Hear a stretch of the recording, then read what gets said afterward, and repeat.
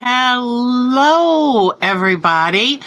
I was going to do some sewing today, so I thought, why not do a live stream? And that way we can sew together and enjoy ourselves. Okay, so let me go to our site and let y'all know the shortcut to get to this. Okay? All right. I'll be there in just a second. Here we go. So I am feeling so much better. Thank goodness. Um, UTIs aren't fun. And here we go. New topic. And then the antibiotic is tough on you. So, okay, let me get this typed in. I don't do good anymore at talking and working on something. So sorry about that. And let me paste it. Impromptu chat. And so, okay, there we go. All righty. So now that I've let people know where to find me, and I forgot to do a placemaker. I thought I did one, but I guess I didn't. Hello. Oh, it's so good to see you. Hi, Svetlana. Hello. I am feeling great. In fact, I took my last antibiotic on Monday. Yesterday, I woke up feeling so good. I cleaned the house. So, yes. I'm feeling so much better. Have you heard of the phrase, I felt like death warmed over? And went to the doctor last Wednesday, and, I finally went, I'm not feeling good. And these symptoms aren't going away. So maybe I should see the doctor, which turned out to be a very good thing because any kind of, sorry about this, I'm so easily distracted that this leaf on that plant was bothering me. And it makes me realize I've been watching Monk the last couple of days when I wasn't feeling well. And all of a sudden, I'm Monk. I realize I'm a little OCD too. I just want to show real quick. Hold on just a second. I want to show Svetlana. Oh, okay. I wanted to show Svetlana that Ukraine flag is going to stay there until they are set free from that terrible illegal invasion. So, and from what I'm hearing, I think Ukraine is valiant, doing wonderful things. So let's cross our fingers and hope that when we get that oppressor out, that the world will come around and help in your rebuilding. Because it has just been wrong, wrong, wrong. And who thought it would last this long? But I tell you one thing, Putin didn't think it would last this long. And it's because the Ukrainian people are so strong and so committed and are just amazing. So besides making Pasanki eggs, they're amazing. So, okay. Today, what I'm working on, one of the reasons that I was happy to get the house clean yesterday is because I just wanted to sew. Now, I had this quilt in the works before we started the class the other week, a couple weeks ago. Let me show you this. And you know that I had a problem because I felt like the first choice of the first choice of the focus fabric just faded when you put it next to these stripes. So one day I was sitting there And fretting, yes, fretting is a word. It's a good old Southern word for saying, I was thinking about it and I'm not sure. How can I fix this? Because I had all of the pieces for a second exact Bargello already pre-sewn, but I didn't want to put them together. I made that quilt and it's bright and happy, but I thought I want to go a different direction. So I've told y'all before, I don't like doing the same thing twice. So I was looking around. You're not streaming very well because, oh no, I'm sorry, Miss Mary. You darn it. I'm sorry you have to do that. Our Miss Mary is kind of almost off the grid. So everything is very expensive for her. And it's tough. So anyway, okay. So I was looking, this was hanging up on my living room wall. And I happened to check out some advertisements for fabric because even though I don't buy that much, I still like to look. And so I was thinking, what can I do with this colorway? Well, I found a fabric on Etsy, believe it or not. I'm trying to think of why I was on Etsy, but I found this fabric on Etsy, and it is a beautiful, let me pull the light up here. It is a beautiful marble. Isn't that pretty? And you can tell that it is a digitally printed and it's right on the surface. And remind me to tell you why that's important too. So I right away, I told Mark, I found a fabric. I think I found an answer to my problem with my Bargello. And he said, go for it. So I put in an order for 1.5 yards of that, and it came from a fabric store in Virginia, and I got it in just a few days, which was wonderful. So I had all of these strips like this. Now, when I saw this fabric, when I count, let's see.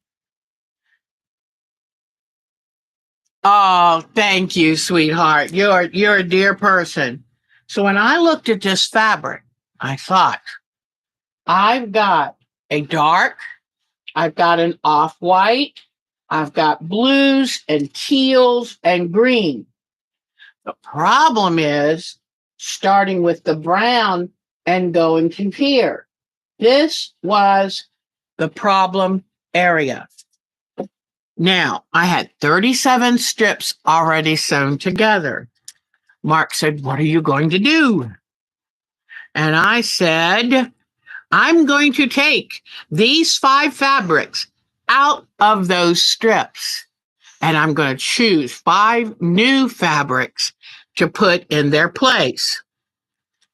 I meant to save one of the strips to show you, but they're so much fun to take out. If they're 1 inch or less, you can pretty much just pop one end, pop the other, pop one side, the other side, like where they're sewn together right across here. If you just pop this seam, I'll show you. You pop this seam, then you pop this seam, and then you give it a little tug, and usually, there you go. That was fun. I like that. So look at all of this. These are the 5 piece of the strip that I didn't need anymore. Hi, Teresa Jukovic. It's so good to see you. And my Marsh is here. Oh, it's so good. I didn't know if I'd have anybody. Mark said maybe nobody will show up. And I was like, that's okay. But I thought, if I'm going to sew, let me see if anybody wants to sew with me. Okay. So this is what I'm left with. Because with this quilt pattern, we had 2 Bargello color runs. Okay. So I'm left now with this. And so what this means, now I could rearrange these, but I'm not going to go to all that trouble. You know, Deb, I got things to do, places to go, and people to see. So what I'm going to do is I picked 5 fabrics to go with this. Now, I'll show you which ones I got. Well, actually, I should leave this back off still. All right, now I'm going to set this down. Whoops.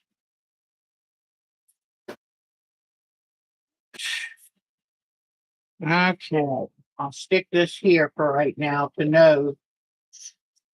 All right. This fabric that I found that I think would be really pretty is Timeless Treasures, Fabrics of Soho. Okay. And you know what? I should have remembered the lady that the store I bought it from. I will give you that Etsy name in just a minute. Let me find that. Okay, here we go. Very good seller. All right. Luckily, I keep a folder for all my purchases so I can easily zip back and find it. Because, so if you find a good seller, go for it. So you keep a record of them, and that way you can find them again. All right. Whoops, not that. Let me see. Oh, poo. Maybe I didn't put her in here yet. Hold on one second. I will find this. Okay. I know what I can do instead of looking for that. Okay. Pardon me 1 second. You love that, Mary, you sweetheart. Okay. I'm going to find that Etsy seller.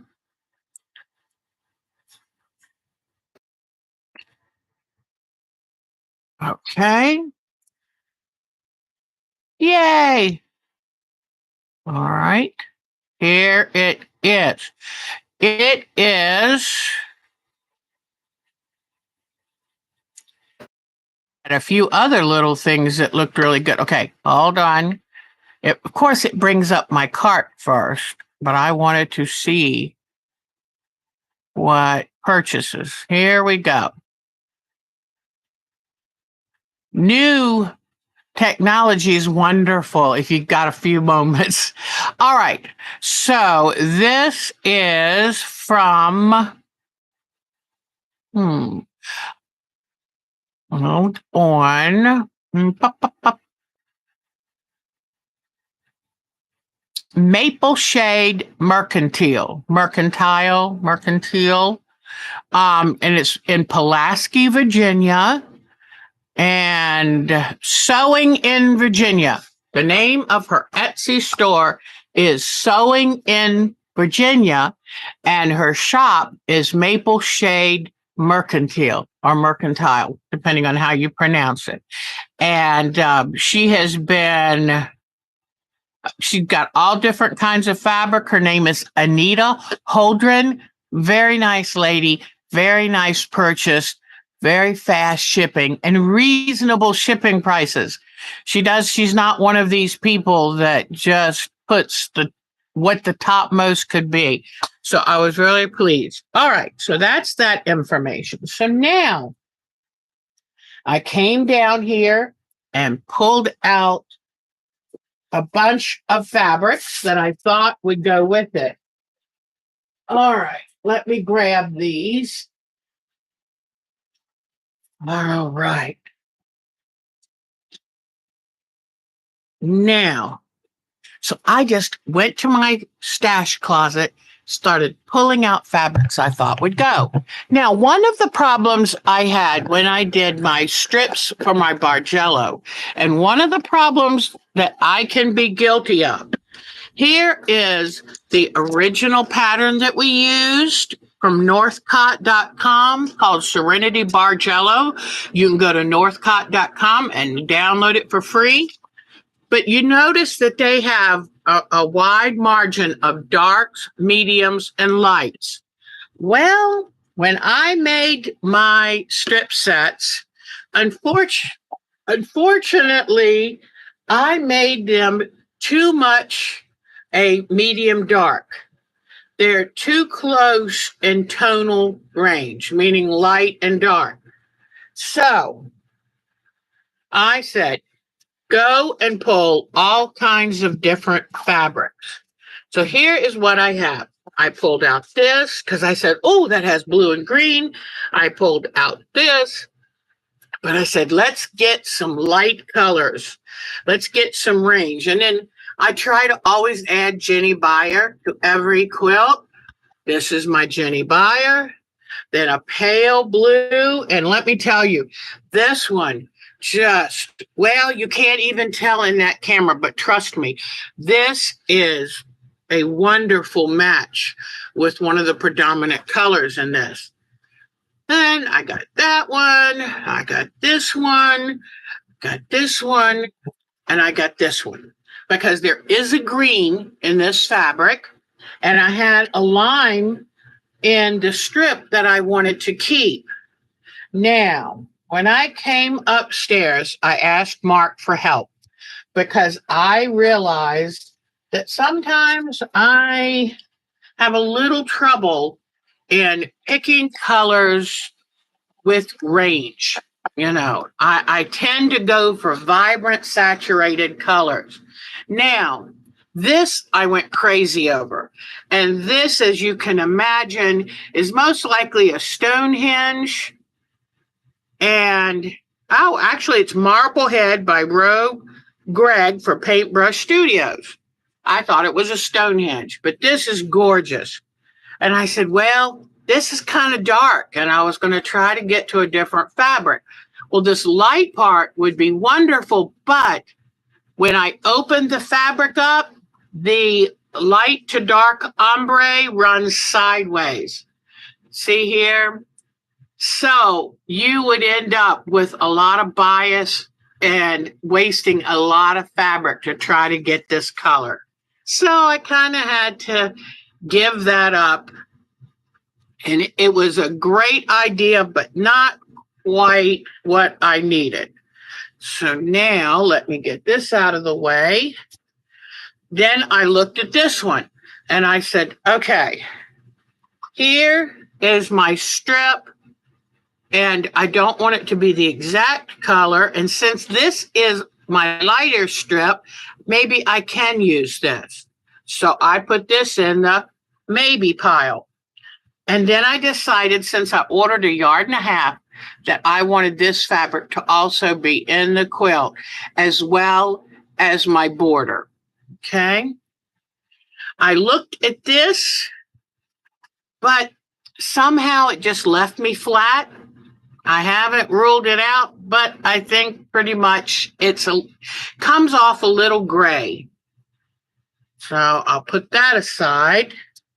Then this one, I'm right back to where it's too close to this color. And it's dark enough to look more saturated. So I put that aside. This one, I knew I wanted. It was light. It was a lighter color than I had in the strip before. So this goes in. Then I wanted this one because it was a Jenny Beyer. And because I had another one that, like this one, this is too saturated. I'm back again to it. And there's another problem with using this for Bargello. The way the colors are, depending on where I cut the strip, this could look like a blue block or a bright green. So remember, with Bargellos, you don't want something that's too splotchy different, because when you cut it, it'll read differently every cut. So I went ahead and said, okay, then I will use this one.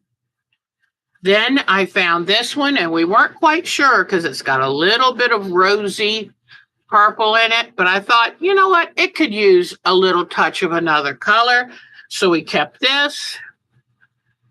Then this is another wonderful pale. So we kept this. This again, it is a Jenny Buyer, too dark. And that's what I already have my dark in my Bargello. So those went to the side. And here, let me show you what I've got. So here is the focus fabric. Now, if I had taken more time to look, I'm sure I could have found some different ones. But at some point you say, I want to get this going. Let's go. All right. So now I've got a very pale blue. I've got a darker but still light. I've got this. These are 3 distinctive lights. So I think that's good. And then I have this right here going into the green.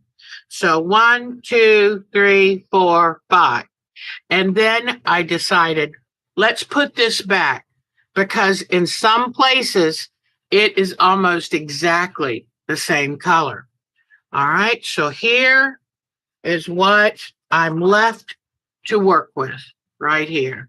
Now, I'm a little worried because you know I love color. I'm a little worried, is this going to be enough? Is that going to be enough? But what I'm going for here is something I don't often do. A very relaxing, smooth, watery quilt. So let's see how this works. So I was sitting on the couch and I started tearing my fabric. And remember, I was telling you that there was something I had to tell you because the design. Hi, Meltem. And Betty Middleton came in here. This is great. It's so good to see you. And, oh, you don't get more data until Friday. I'm sorry, sweetie. Goodness gracious. But I tell you what, Miss Mary deserves an applause because she went out the other day and bought herself some blouses. And you know what? As women, too often, we don't take care of ourselves. We take care of everybody else. I'm so proud of her. So I was sitting on the couch and enjoying my time with Mark. And he had to go into the office the next day, which he hates. And so I didn't want to leave him. I wanted to spend time with him, but I'd gotten in the new fabric and I really wanted to start choosing and preparing. So he helped me choose the colors. And then I said, I want to cut the fabrics, but I didn't want to go in the other room and be away from him. So I said, I know what I'll do. I love to tear. I'll tear the fabrics. Caveat. When you get a fabric that has been digitally printed or the printing, it's a saturated bunch of colors laid on the top of the fabric, not deep into the fabric. Okay. That's the difference.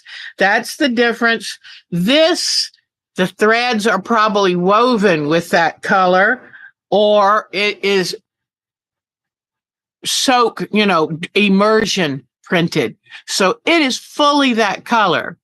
With this fabric, I tore it and look at the problem.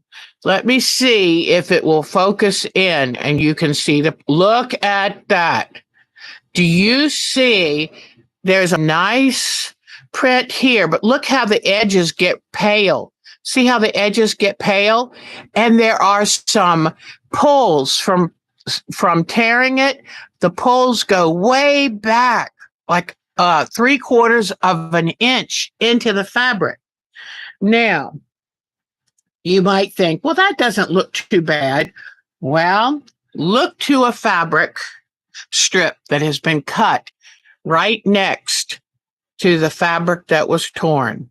Do you see the amazing difference between those two? Here, you've got the beautiful, perfect color all the way to the edge. Look at this one. Now, I know that when you tear fabric, you will get a ruffly edge. And all the rest of these were torn. And you will get a little ruffly edge where the fabric is a little disrupted. But that's within the seam allowance. I don't care. That's great. But with this, I said, I'm ruining the fabric. Look at that. You can see it just from a distance. Here's the cut one. Look at that. So some fabrics do not cut. Do not tear. Always I love tearing fabric, and it's a great way to get on the straight of grain. But there are some fabrics, like I found this batik, that the way the fabric is woven, you can pull a string and it'll keep going. Finally, you have to just cut it because somehow it was continuous. Normally, you expect when you pull a loose thread, it'll stop at the selvage. This keeps going. So I do have a big ball of thread. I saved all my threads, and I think I'm going to use them in my ocean quilt. But anyway, be careful and do know, in fact, let me turn on my iron, that if you tear your your fabric, be prepared to iron it before you use it. So I'm going to get ready to do that. And since I was sitting in my chair and cutting and tearing, I'm not sure how accurate these are. So I may need to get my cutting mat and trim them up. Now you might say, well, why, are you worried about having them just exactly 2.5? Well, what happens if you're not careful with cutting a Bargello? Then these will all be slightly different. Well, that's okay when they look like this. But then when you have to come along and sew another strip to it, you're going to have a mell of a hess time getting it to line up good. So you need to be accurate from the very word go. Bargellos are not hard, but you have to pay attention. So, all right. So let me move my fabrics out of the way. I've done 4 strips, which really I didn't need 4 strips in one way, but I did make, instead of the 32 strips that the pattern calls for, I have 37 because I used up my extras. But I think these are all really pretty. And for Deb, this is very subtle for Deb. When you look at what I did before, this is subtle. So now I'm going to iron and starch my strips. Then I'm going to start sewing them together. And I had Mark help me try to figure out what order do I want to put the next strips in. So once I get them ironed, I'm going to do a testing of that again. And so today, I'm just going to kind of sew with you. I've got a couple little things to show you. Couple things that I'm working on. It just feels good to be well. I tell you what, I had no energy, a headache, nausea. It was like you feel hungry, you eat, then you feel worse.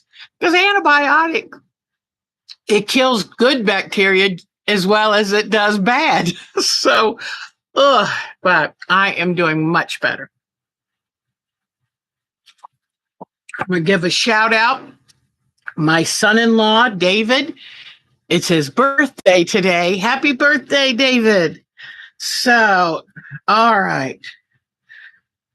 My Mark has a birthday coming up in about a week, and I'm excited about that. I'm going to lay these strips, and I'm going to go ahead and do some starching of them just to make sure that, they hold in place. You think the Bargello has tested all of your patients? Oh, I'm sorry. Once you learn how to do it, it's not too hard, but at first it's a little overwhelming. So anyway, but now the good thing is I was thinking, what am I going to do with two identical quilts? Well, now I won't have two identical quilts. So that part is really good. So with the first problem I had, putting on the piano key border was or you can see it over on this side. Putting on the piano key border solved the problem with the focus fabric being so drab. And I'm going to finish putting those on. All right. Oh, and I was so happy because I got a new bobbin case for my DX7 Juki machine. And I thought, I'm doing great. It works perfectly. I think it's acting up again. So my next step is contact Juki. From what I hear, they will take it back and fix it and send it to me. And so I'm going to do that because I really need that machine. And it doesn't do any good. I've had it to 3 different repair shops. It doesn't work. Now, see, that looks much prettier. Now, understand these cuts are not going to be, I was doing them on the couch with a little pair of snips or tearing it. So, these aren't going to be as pretty as I like them to be. And what I ended up doing is, I'm pretty sure I cut 4 new strips of this fabric so that, let me see, I didn't want to use the one that I tore and messed it up. So I'm going to I like laying them. If I'm going to iron them, I'm going to lay them out and then baste them all at once. All right. So what I'm going to do too is put my glasses on so I can see what you're saying and see who is here. And I've got a surprise for Marcia on Sunday. I've got a surprise for our sweet Marcia. She is such a doll baby and does such a good job of welcoming everyone, making everyone feel at home. So I've got a little surprise coming up for our Marcia.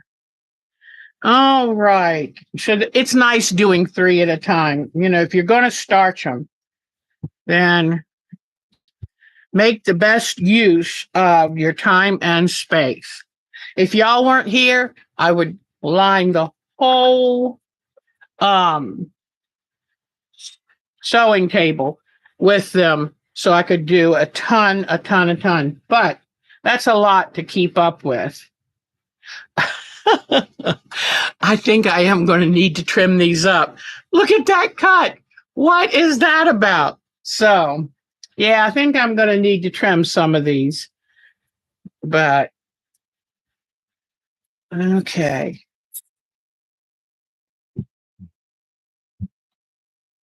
Yeah, when here I am telling y'all that you have to be very accurate with your cutting and, every stage. And then here I confess that I cut these and tore these sitting on the couch watching TV. So, but I will go over these in just a moment and make sure that they're trimmed appropriately. The one thing I did is I made sure that I cut a generous 2.5 so I could trim them up later if I needed it. So gave it just that extra thread or 2 so that I could do this. So now let's see who is here. Diana's here. She is recovering nicely from her surgery. I'm so glad to see that sweet face. So And thank you all to who wished me well, who said take it easy, which I did. And hopefully this one round of medicine has done the job. If not, I know she'll give me another round and I'll just have to feel puny while I wait for it to work. But okay. So now I'm doing these wonderful, I don't even know what you would call this color. It's like a sea foam. In fact, it's very similar to what I painted for my walls. And let me tell you, I love the color of this room. Still, when I come down here each day, this room makes me happy. So I know that people have always said, oh, any kind of art room, you have to have white walls so that you can see your colors better. Well, you know what I say to that? I say pretty much the same thing I say to any arbitrary rules. Why? And do what makes you happy. And if you want a mint colored green room, then have it. If you want a purple room, then have it. If it makes you happy coming down, then you're going to create better work. That is what determines how well you make beautiful work. Now, in saying that, do what makes you happy yourself. So if you want to follow the rules and following rules makes you happy, good job. Go for it. So I'm an equal opportunity, whatever works for you. But I just always hate, my whole life, I feel like I've been forced into a box that I don't fit in. It's just not who I am. And the one thing I love about being over 60 is I can be who I want. I get to finally choose, and nobody can tell me. And anytime if Mark tries, he finds out, nope, you can't tell me. So I forgot to go back and see all who's here. Mary, Svetlana, Marcia, Teresa, Betty Middleton, hello. Oh, totally your colors. I love that. Hopefully I haven't missed anybody. It's so good, Diana. So good seeing all of you. Yeah, the first Bargello quilt can be a little overwhelming, but trust me, it's not hard once you get through that first one. One of the things is a Bargello quilt is like paper piecing in respect that it kind of does the rules upside down. It's hard to explain, but it's not straight out. It's not like making a 4-patch. It's not like making a log cabin. But once you get used to it, because like paper piecing to me is kind of upside down and backwards. But once you get used to it, it is a joy. It is a joy. Almost done. Then I will show you how I'm going to trim these up. Remember, I've told you that the June Taylor rulers are my favorite. The slot cutter rulers have been around for almost 20 years, and they have spoiled me rotten. And I know other companies are coming in to make them.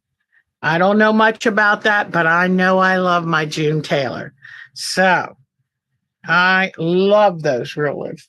All right, so I've got 2 colors left to iron and starch. And here we go. Let's get these done. And I'm cheap, I'm on a budget, and I just use Niagara spray starts. Right? Buy it from Walmart, cheap, it works great. All right. I remember my mother using that. And we've talked before about the Coke bottle that had the little sprinkler head put on it. And I'll never forget my mother watching a soap opera and starching my dad's shirts. So she had her little Coke bottle, she had her Niagara spray starch, and there she went. And when she taught me to iron, I'm left-handed, and I learned to iron right-handed. And I can still iron just as good right-handed as I can left-handed. Now, the way placement of this ironing station allows me to do it my natural way, but I can still iron with the other hand. All right. Let me get these done. Now, some of these that have been torn, it takes a little more to get the wavy edges to lay right. So, okay. But as I'm sewing, I can always flick them with my fingernail and get them to lay correctly. But because when you do tear them, they tend to get a little wavy on the edge. But when you iron them, they usually go right back down. And my Jenny Buyer tears fabric. So that works for me. If it's good enough for her, it is more than good enough for me. All right, one more color to go. All right. This fabric is so pretty. I love it. It is turquoise, light blue, gray green. It just light a little bit of uh lime green. Just beautiful. Just beautiful. And see, even though this tore, the way it's dyed, it didn't disrupt any further than an eighth of an inch.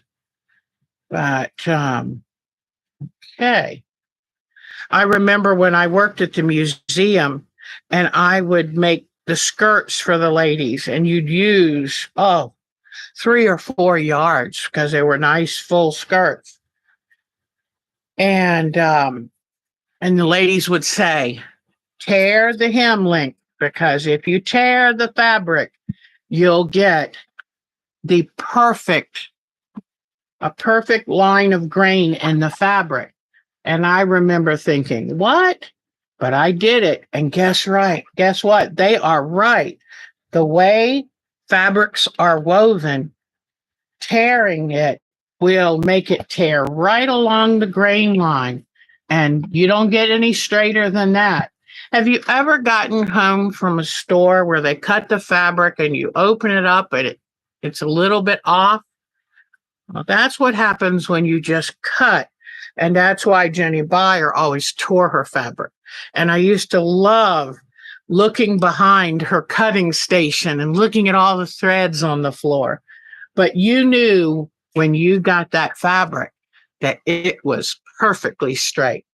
All right, so now I've got my pieces here. Let me grab cutting mat.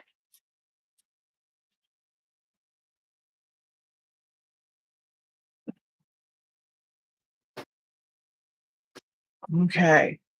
So when I realized that I could take my ready-made strips and just take off some of the colors and that I could put it back together, I was so excited. So now what I'm going to do is just try to even up some of these. So, thank you, Miss Diana. Oh, Diana still has her mother's sprinkle top. Oh, I love it. Oh, True Colors by Cyndi Lauper. My daughters loved Cyndi Lauper. And I was happy. I didn't want them to get into Madonna. So I thought Cyndi Lauper is fabulous. All right, so I'm just going to fold them very carefully. Whoops. I guess I better if I want you to see it, I got to bring you over here. Okay. Here we go. All right. So I'm going to place this here. And I'll put it right, and I folded it very carefully. 1, 2, okay, I have just a little touch I can trim on this. Oh, come on. This one piece, oh well, it wants to turn over, I'm going to let it. All right, so what I do is, see how I said that I made it a generous 2.5? And so, let's see.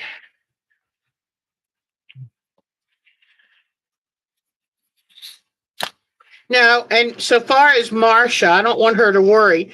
What I've decided, since she's so sweet to us, one of our recent projects, I'm going to mail to Marcia. So I'll tell her about that Sunday. Because I thought, you know what? She is such a dear heart, and she is always here and always working and keeping track of everyone. And I want to send her something. Well, that wasn't smart. Be careful with the rotary cutter. Luckily, I just caught the fingernail, but I was going to try to just trim up this little edge. It's not worth it. Okay, so I'm just going to take each of these, fold them carefully. They've been ironed, so they should be pretty straight now. All right. I'm going to lay them across here.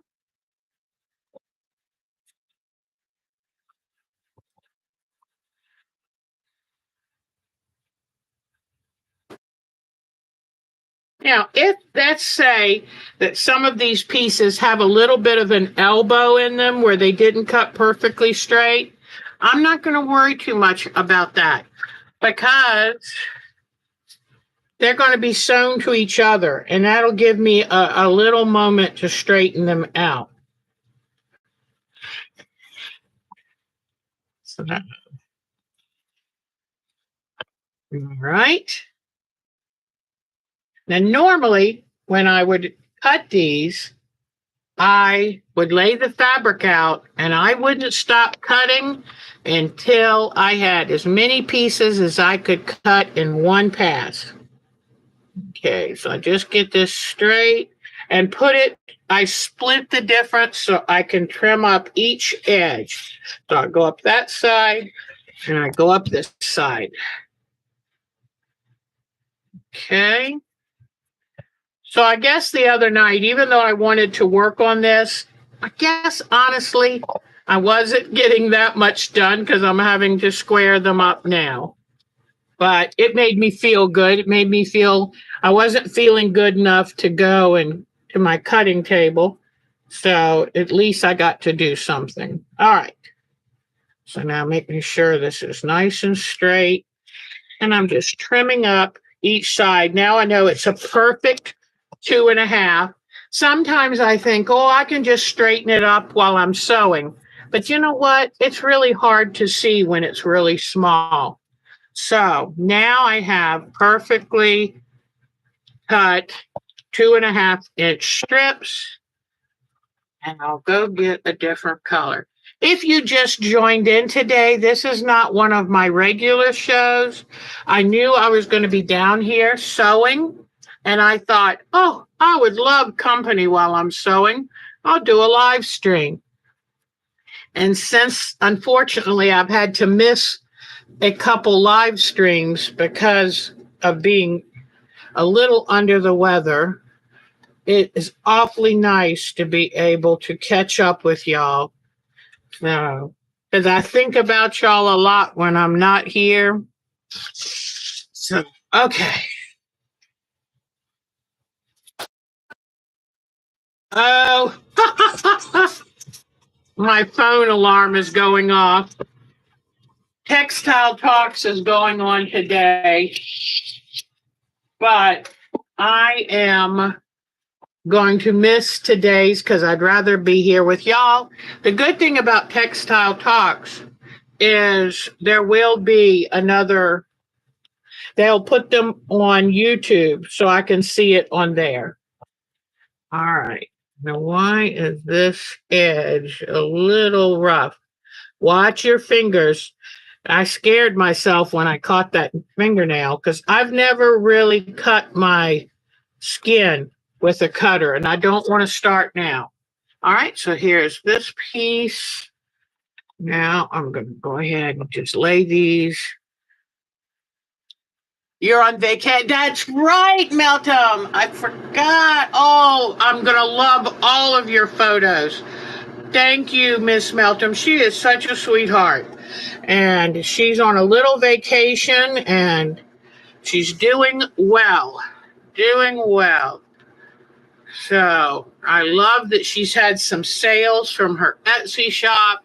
And doesn't that always do you good to be able to share the what you've made with others and to be able to pick up a little money to fund the supplies? That is awfully nice.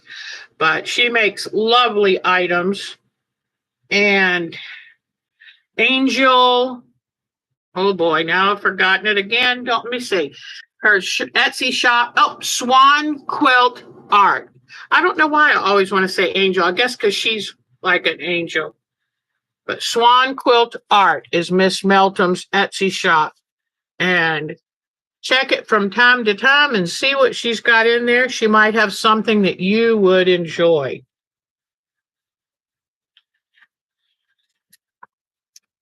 But she's on a family vacation and has promised pictures. I can't wait. It's going to be wonderful.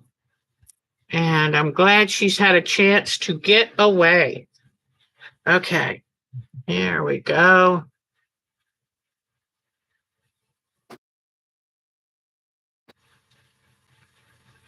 I did make these just slightly larger, so it's nice to be able to trim them up perfectly.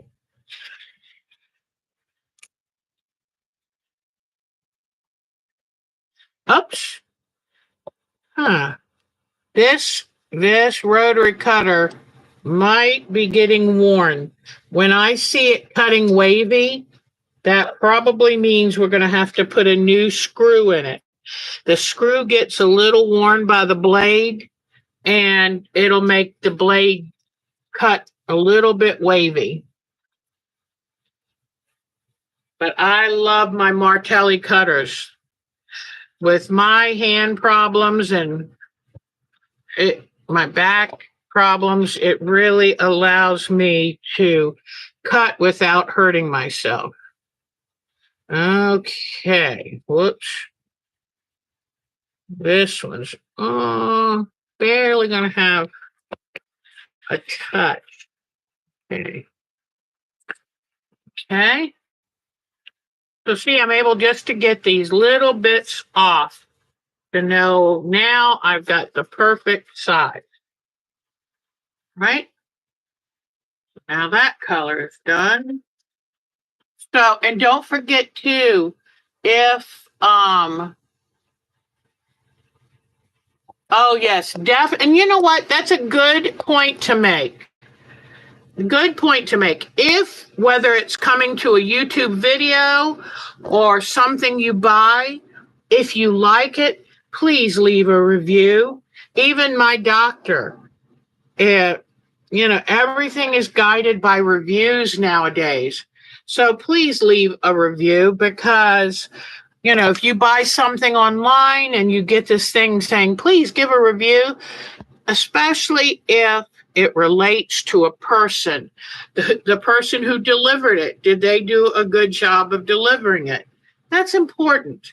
And people get more sales if they have good reviews, and they could get a higher pay if they have good reviews. So I'm a very big believer in showing gratitude. Gratitude is a very important skill, especially nowadays with some of the things, that are going on, and the country sometimes seems less grateful.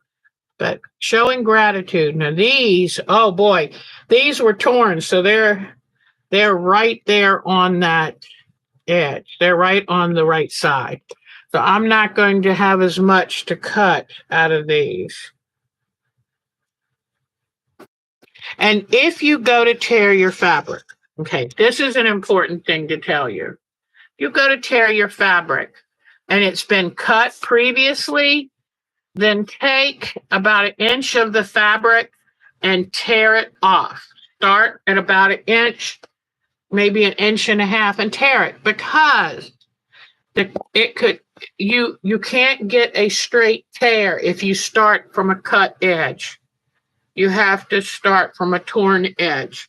So that's what I did with the ones that I tore. If it had been cut, then I tore off 1 inch or 1.5 inches to get a straight line to start with, and then tore my strips. And you might say, well, that wastes a little bit of fabric. Not if you consider that you didn't do that first. You went to tear it and it tore. The straight of grain proved that it was so off that you have to tear another whole strip. So it's just like when you first start to cut your fabric and you line it up on the thing, and then you cut off about 1 inch to make sure all the edges are square. Do the same thing with tearing. All right, line this up. Yeah, these came out pretty darn good. Right, then line this one up.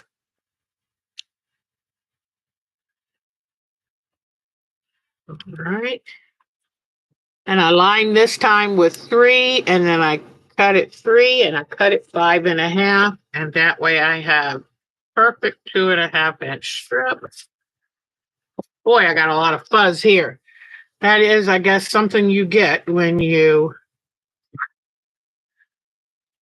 tear your fabric. You will get some fuzz or thread. All right, I only have 2 more to trim, and then I can start sewing. Don't forget, when you do a Bargello, you sew from top to bottom for the first and the second piece. For the second piece and the when you sew the third piece onto it, you sew from bottom to top.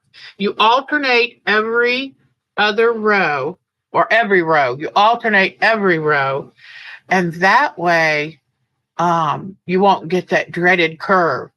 And I showed y'all's pictures of my dreaded curve I got, even using a walking foot. So what I'm making sure right now is that my edges are as close to meeting as possible, so I get the most accurate cuts. That taking a little extra time is worth everything. Okay.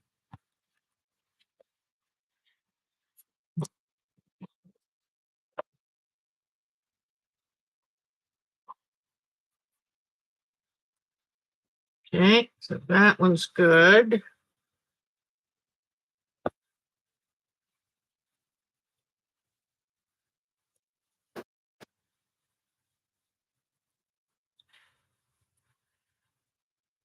All right.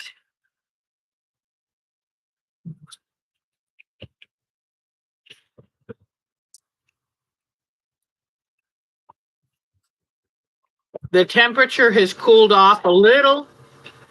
This room is on the sunny end of the house, right by the driveway, so it feels the warmth. But I'm just very, very happy that the 90 plus degree temperatures have settled down for a moment. I don't know how people in Phoenix have managed. And I don't know about y'all, but as I get older, I don't like the bright sun. Don't like the bright sun. Yeah, this ruler is wonderful. It has cut my cutting time down 75%. Normally, if I had a piece of long fabric and I had to make 2.5 inch strips, out of this one, it's 18. I could do 2.5, 5, 7.5, 10, 12.5, 15, and 17.5. So that's what, 5 cuts? One, two, three, 4, 5, 6, 7 cuts. Oh my gosh, 7 cuts without even picking up the ruler. Now I'm picking it up because I'm cutting out individual pieces. But making 7 cuts at once is tremendous. And this is the very large size. I have a smaller size than this one, but these are the workhorses of my studio, let me tell you. And I have cracked and broken them. From time to time, you'll pick them up. They tend to be a little vulnerable because they have all these slots in them. I just take a clear piece of plastic and super glue it on each side. Keep on using it. I've had this one for almost 20 years. Okay. 2.5. So my grand dog is coming over this weekend. My daughter's getting a chance to go and visit vacation with her friend on Hilton Head Island. And the friend has a sister who has an amazing beach house. I mean, amazing, friend. Stuff you and I can only dream of. And so they're going to be vacationing for the week. So I'm so happy for her. She needs to get away. I tell you what, it's tough being an adult sometimes. Oh, let me see what happens if I trim this up. But even when I saw that the pull marks, the thread pulling marks, went in at least 1/2 inch, and in some cases, an inch in. I don't know if you can see, this is all the way, look at this, all the way there. That's ridiculous. So don't be very careful when you go to tear a fabric, when you can tell it has the print right on the surface. That is not going to end well for you. Well, luckily, I only tore one before I looked at that and went, oops, nope, not good. Yeah, I mean, it looks a little bit better, but do you see how pale that is all the way along there? And that's because the threads have pulled. So what I'm going to do, I thought I had an extra one of those and I'm not seeing it. So let me get my fabric. And in fact, while I am cutting this fabric, I might as well cut my borders. Okay.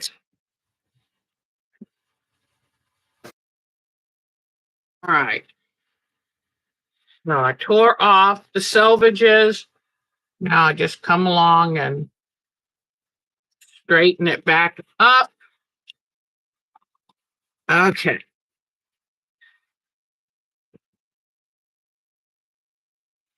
Carefully going to, and I call it massaging, but it's just taking the fabric and trying to make sure that it's laying happy.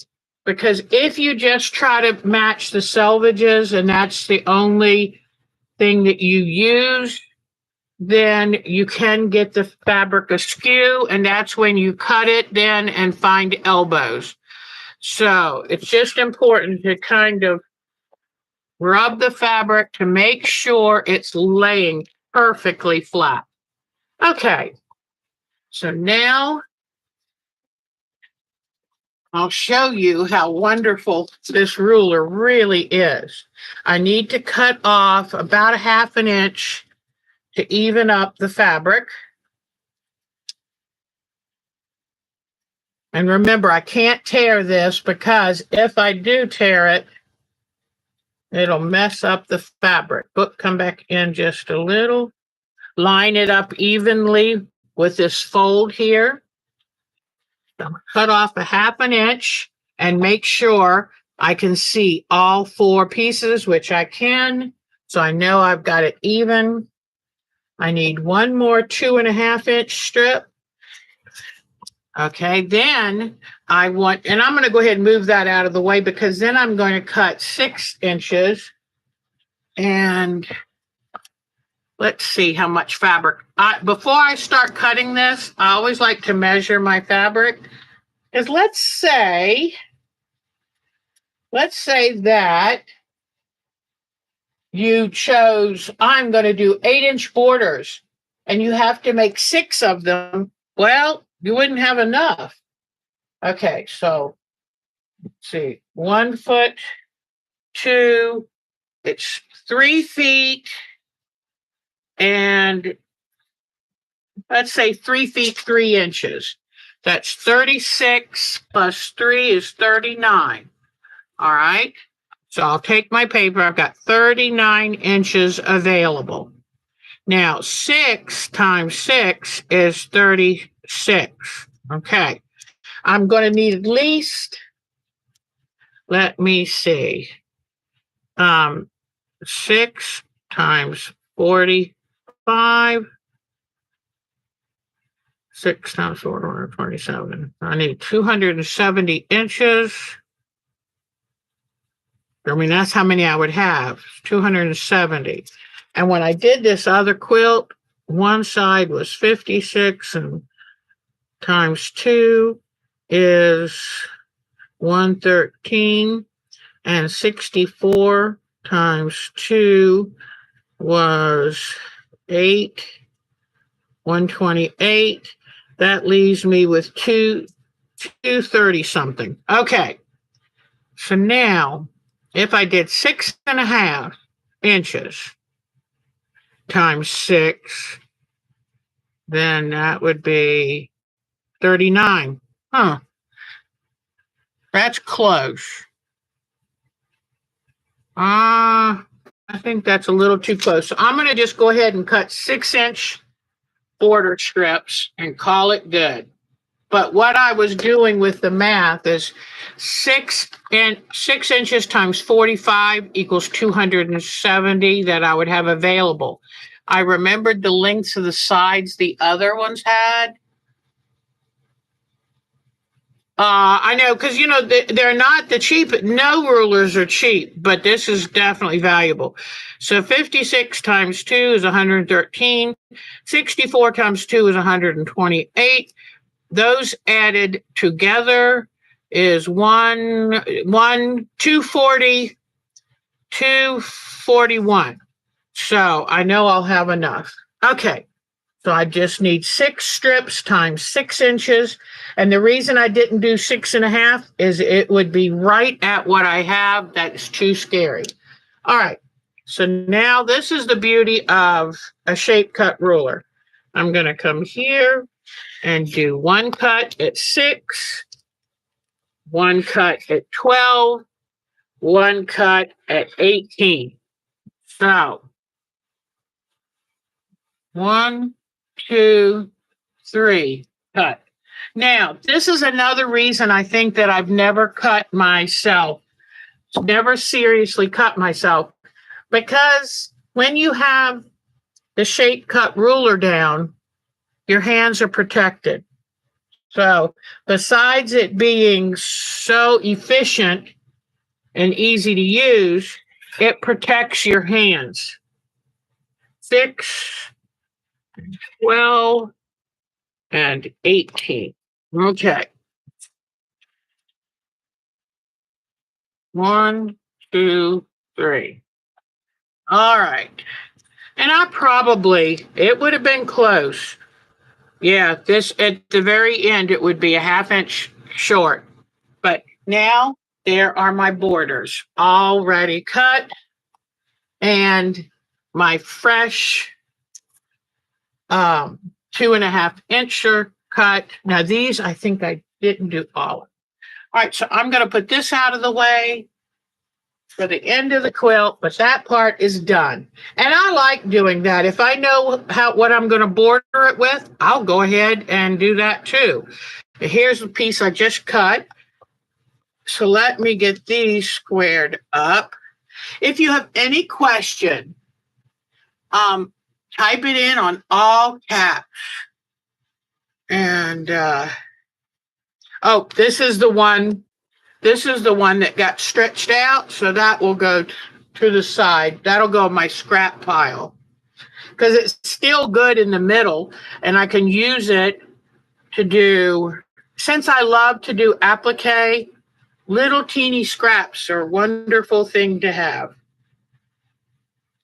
Okay. I think I told y'all one time I sent a big bag of scraps to Jody, and she was able to make such good use out of it. I was really tickled. I don't have that many gathered yet, so it's not time to get rid of them. But I save the small ones and send the bigger ones on to somebody who can really appreciate them.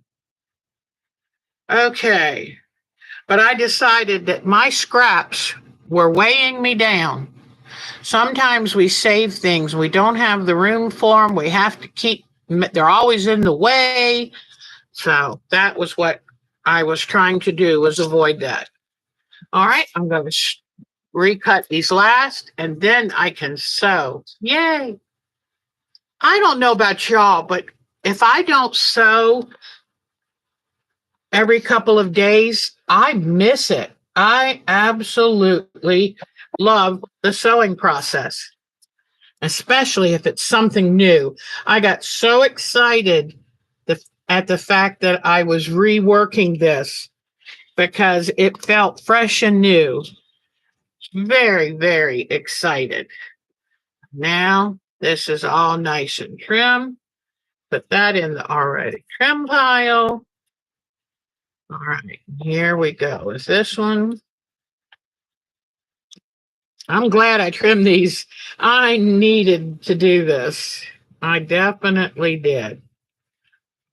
Mm-hmm.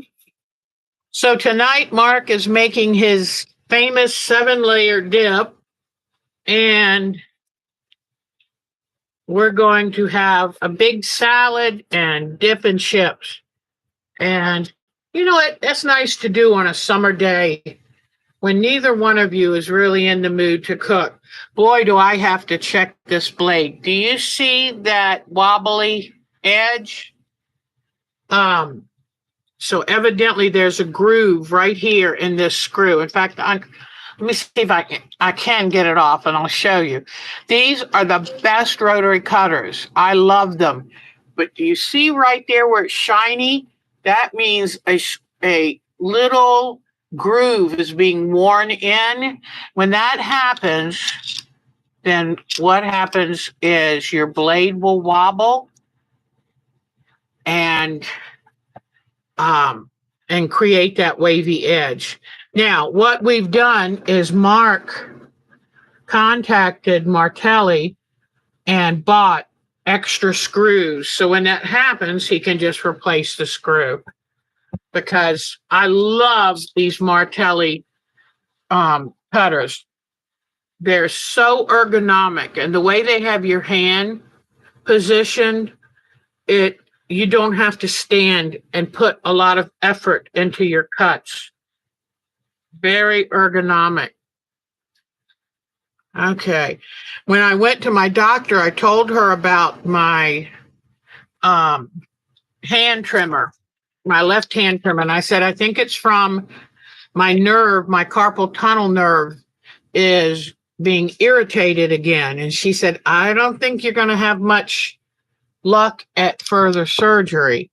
So she is giving me a beta blocker that she said can control that, but I haven't taken it yet because I got so sick with the antibiotic. And then I'm back to wearing my brace at night. So I'm just going to have to see. I mean, what can you do?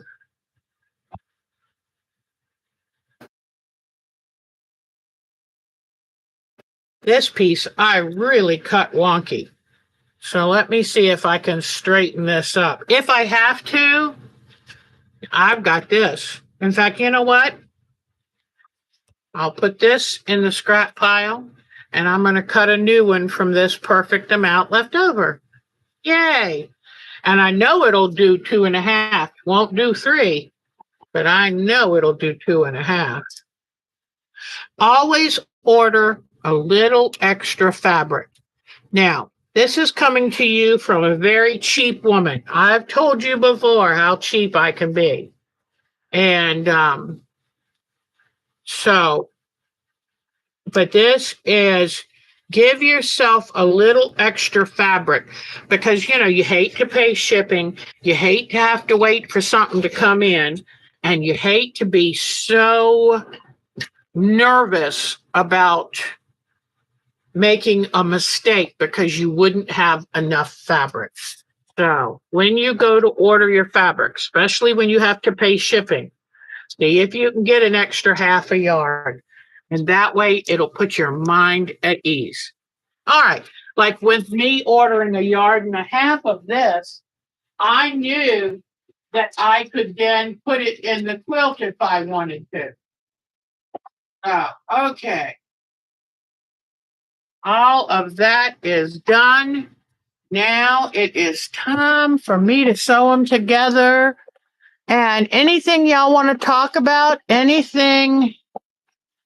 Oh, don't you miss it? It's awful when you can't sew for a while.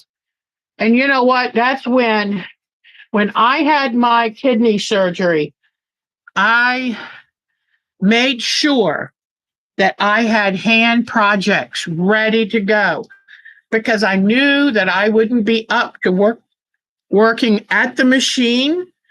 So I made sure to have something I could do.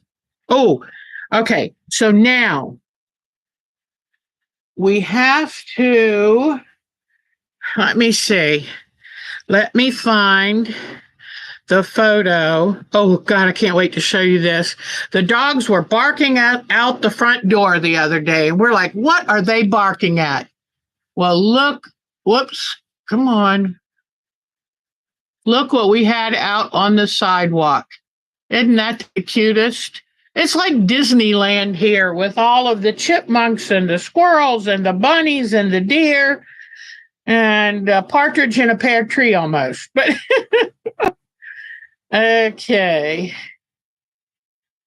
All right. Now, let me go to my photos.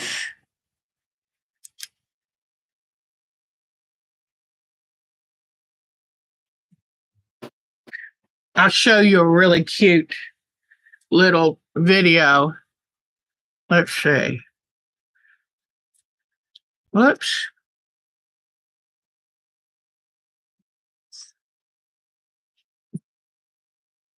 What? Mark is playing with little Maisie.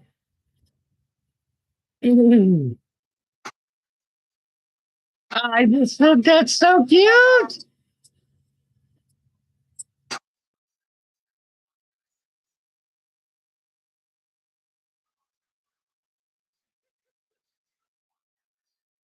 She loves her daddy.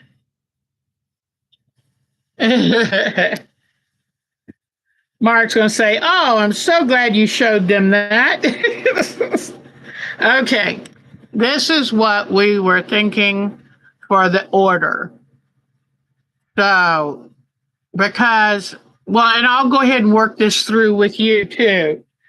Remember I told you your cell phone can really be a big help when you're quilting because it will help you look at the fabrics from more of a distance.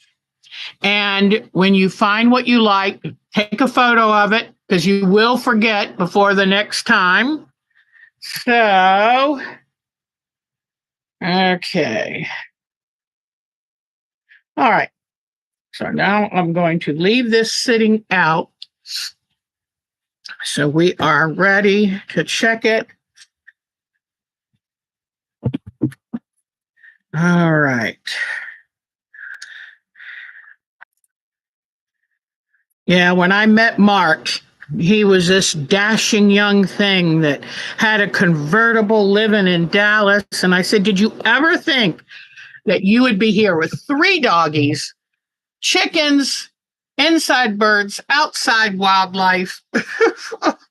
He said, no, I would never have guessed. So, okay. So here we have this lineup. Now, based on this, I think that this was going to be the next color, followed by, whoops, let me bring this up a little bit so you'll be able to see. Okay, so I've got these. Then this would be next, followed by this one, followed by this one. Okay. Whoops. And you can't quite see. There you go. I'm thinking, I'm not absolutely positive, but the reason I'm looking at this, maybe let me try this. Let me try this one. Okay. So I got this. Okay. Starts with the white. Let me try this.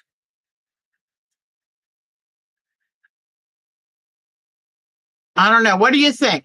Y'all help me out here. 1, 2, 3, 4. Oh, that's right. This goes at the end.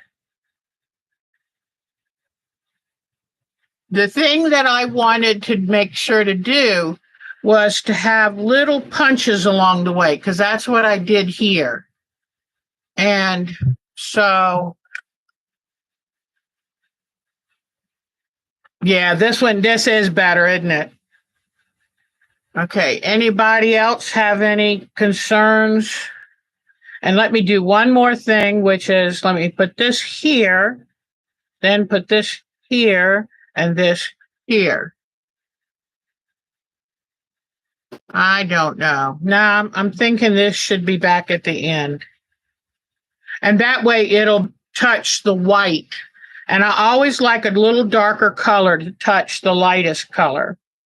So let me put this here, put this here, and put this here. Yeah. Okay. And see this, even you can definitely see the pattern here. This is a marble of a pale blue and white. So it's different than this one. But I was just trying my best to use a wider, whoops, let me get it back here. I'm trying to use a wider variety of colors because too often I stick with the medium dark and forget the lights. All right, so now that I've got that, I'm going to now take a picture of that. And this is going to be my layout. Click. Now I won't forget. Okay. So I'm going to stack up, make my little stacks. And I'm going to make my stacks in the same order as I'm going to sew the fabric in. So this is the last one. This one is the next to the last, which is good that this is next to the last because it's such a beautiful color with one of the main colors in the marble. So it's nice to have those touching. All right. Here we go. All right. Then, yep, this is the next one. And this, and what I'm doing is separating my piles so that when I can just grab one at a time. Makes it much easier to keep, by the time you try to figure out which one you're supposed to sew next, and if you have to then peel it out of the pack, that can be a problem. Okay, So now I've got these sitting right here, and I know to pick up this one, then this one, then this at the end. All right. So this is piece number one. This is piece number two. Let me bring my iron over. Okay. And because when I sew these together, now this one goes first. So I'm going to put this one on top of that one. So right around here, so that 1, 2. That's one of my problems I often have. Okay. Luckily, my sewing machine is still set up with my painter's tape, showing me right where my 1/4 inch is, because that way, not only do I have the 1/4 inch foot, but I have the painter tape to say, don't forget, line it up with this. Okay. There we go. Oh, shorten your stitch length. Press key that one. Okay. Shorten my stitch length to 2.0 from 2.5, because when you go to cut these strips, making sure you stay even all the way down. When you go to cut these strips, especially the thinner ones, if you don't have a shorter stitch length, they're more likely to come apart. Now, see, I'm seeing little areas where the fabric, because I tore it, the fabric got tucked under. But as long as it's just the right at the very edge and it's within the seam allowance, and it won't stick out through it, I just ignore that.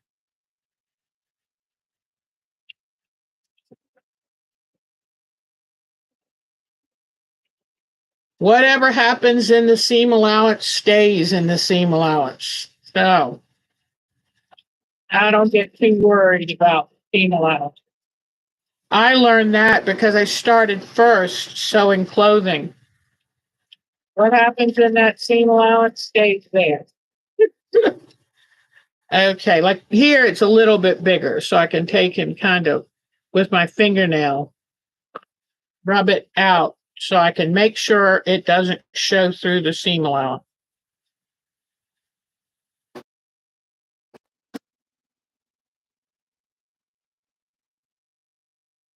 So how is everyone and what is everybody doing, and anything interesting with you? And I'll tell you what I'm going to do. Since I am used to doing this from top to bottom, I'm going to pick up the second of this series. So I'm sewing the exact same pieces as I did last time. So I know how to place them, and I know that they can all go from top to bottom. Here we go.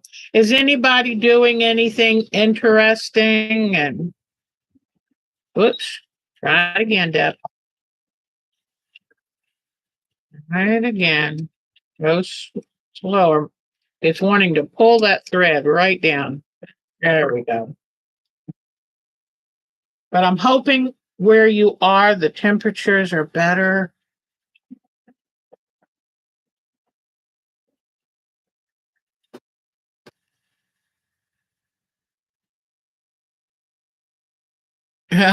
Marshall, you're so cute. But frugal's important. You get to do more fun stuff that way.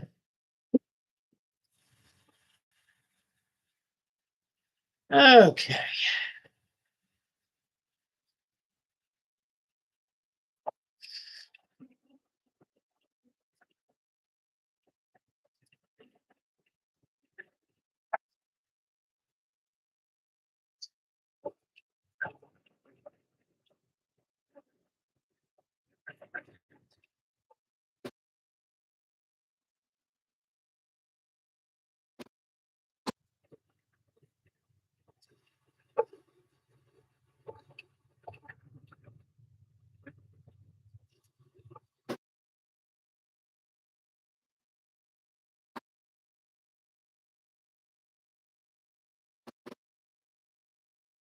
Finally, a little cooler, but you've had storms. Yes, some of these storms have been a mess, haven't they? I hope y'all haven't had any damage done.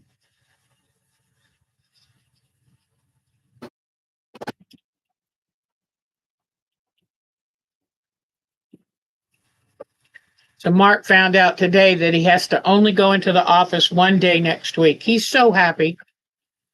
He loves working from home. And I love him being here. It just makes our life a lot more calm and restful. You know, that traveling back and forth to work, that takes a toll on you. Okay. Now I'm going to get my 1 and 2 again. This is called assembly line piecing. And Eleanor Burns developed this, and it was brilliant of her. When she and her sons, when sewing was a way for her to bring much needed income because she was a single mom, they would go to a clothing factory near them, and someone from the factory would call and say, "Hey, we've got some good fabric we put out in the dumpster." And so her boys would scramble in there and get it. And she was looking at a waistband assembly that had come off the assembly line. It must have had a flaw in it. And she thought, oh, look how they do. They sew all of the same type things at one time. And what a great idea. I think that saves a lot of time. That's how she came up with the assembly line piecing. And it really is wonderful. If not for no other reason, then it makes it so much easier. You don't have to constantly think. You get into the motion, you know what you're doing, and you do it many times as you need to. I mean, that is honestly how I get through some of the quilts that need like 200 and some extra triangles. So that is the way to go. Okay, almost. There you go. So now I'm just going to have one more that a thread caught on my 1/4 inch foot.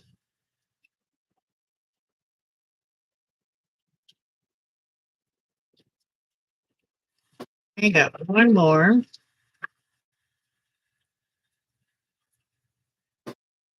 Then I'll move to piece 2 and 3.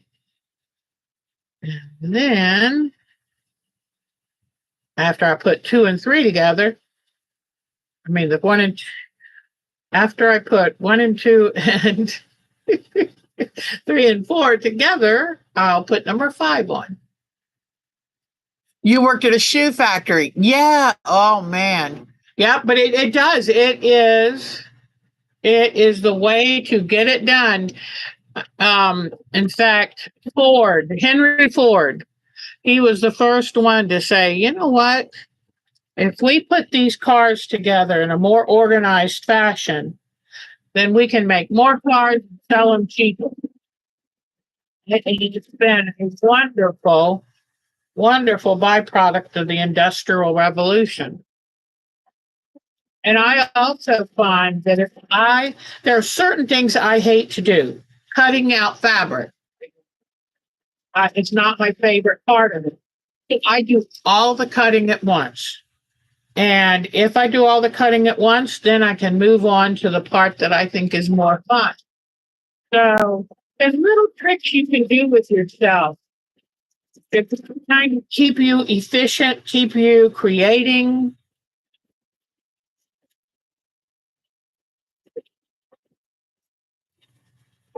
But it's very efficient to do all like things at one time and switching back and forth and back and forth.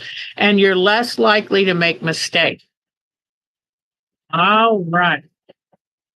So now I'm going to take these off so I can move a little differently. Sometimes I like to move around. So I'm going to come over here, bring you all with me. And let me this up a little. I'm going to go ahead and press these. Whoops. Stay back up there. Okay. So then I made part of this cute little thing for just this type of sewing. You take the little seam ripper and you stick it up like this, and then you come along, and I made this little stand for it so it's nice and stable. And I put that there, and then come along, cut the thread, come along, and cut the thread. And by accident, the little tip broke off, and it makes it much safer. So I really like that. And then I just put it like that, and there we go. And I wish I had put the date when I made that. I probably made it 7 years ago. I love that little thing. All right, so remember when we do these, we press seams to the even number. So that means press seams to number 2. So I put number 2 on top, and that way, whoops, come on.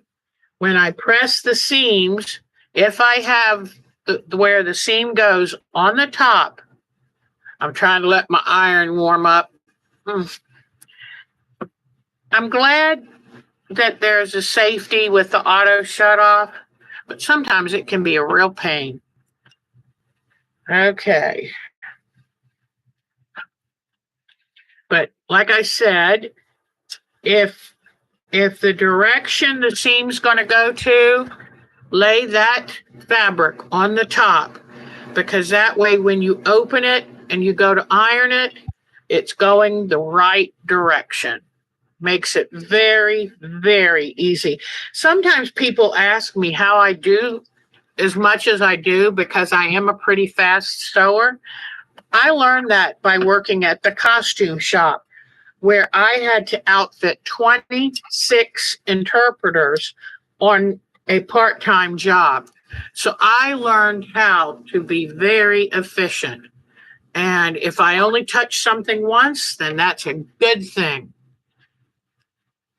And it's really paid off for me with my quilting and even doing this channel, because I do tend to be pretty fast. But now there is a downside to being fast. Miss Michelle can tell you that sometimes my quality control is not what it should be, because I tend to be a little impatient. Okay, and I've been keeping up with my Michelle during her medical treatments. And I just send her little notes because I never know what she's having done and how she's feeling. So I'll send her little text gifts, GIFs. I love texting. It is a way to let people know you care without bothering them. Because, especially if you're not feeling well from a certain treatment, the last thing you want is the phone to ring. But you can send a text message and they can look at it pretty easily when they feel up to it. I just want her to know that I'm thinking of her. She's a dear lady. And her wish is for us to sew together sometime in 2024. So I think I have a trip to Rhode Island in my future.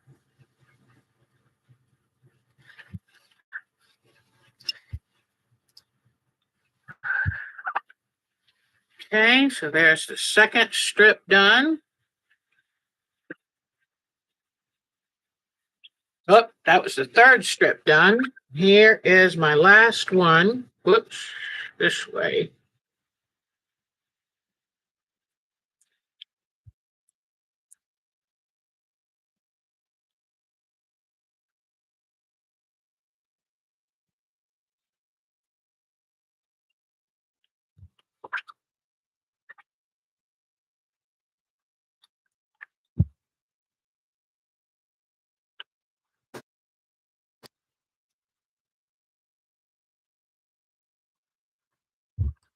My iron is making a funny sound. Just when I move it, it's making a metallic tick. I've had this iron for at least 10 years. So if it decides to die on me, well, it didn't owe me a thing. All right, so now I've got the one and two. Whoops, sorry. I've got the one and twos stone and iron. Now I'll do 3 and 4. And I have to remember that the 3 comes first. Here's 4. But he thought I had to take apart the entire strip set. When he saw that I just had to, how easy it was to take out, I got so lucky because the colors I didn't want were right there together. How about that? So that worked pretty good. I like taking the tails of these strips and putting them over my shoulder. I find that they feed a little smoother that way. You don't want to tug on these because you don't want any puckers in the strips. Whoops, guess what? I forgot to sew from the bottom. All right. Let me quickly.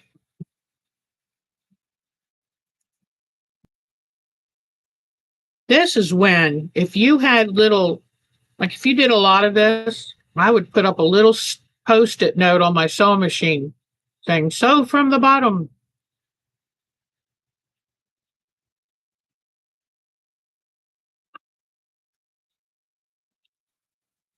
If you have good fabric, you can do that. But be careful. I don't guarantee that something won't go wrong.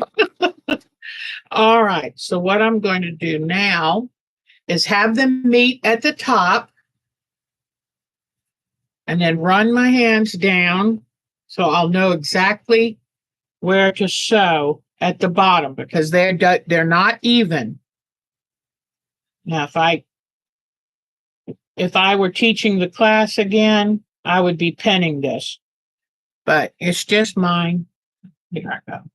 And I have to remember what side to sew on. And so you always double check, open it and go, yep, 3 and 4. Okay. So now I sew from the bottom to the top. And it really makes a difference. It really does.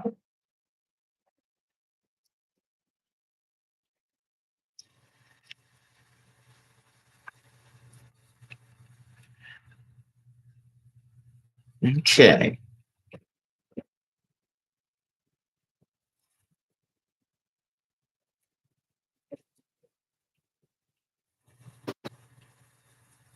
I was watching, oh gosh, what is something? On the quilt show, she does the Saturday shows, and he was sewing a tetrahedron shaped pincushion, and it was so nice to see that she also makes mistakes when she's on camera, because sometimes you got a lot of irons in the fire, and it's hard to concentrate sometime when you're trying to talk too. I thought, oh, good. And she's normal, I'm normal. Sounds good to me. Okay. Yep. Now grab my next one. Got to lay them out because you've got to get to the bottom. All right. Let's see. And I'm picky. I like looking at my fabric. This looks like a smoother side right here, where this is little rougher looking. So I get picky sometimes. Here we go. I'm going to make it even at the top. You have to have one side be the even one. So if it's always the top, then everything, when you put it together, everything will line up. And that helps when you're with your cutting. Okay, so here is where I start to sew. And I know that this fabric goes on top, and I sew on the right hand side. Okay.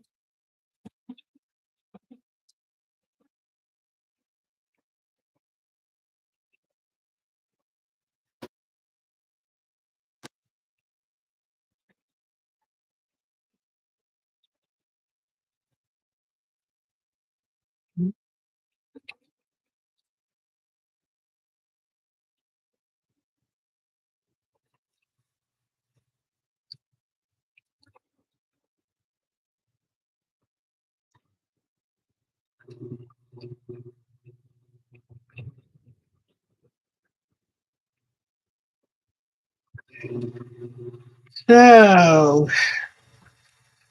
I need to start some of my fun summer projects that I've been wanting to do. Ooh, I have started one of them. I'll show you that before we go today.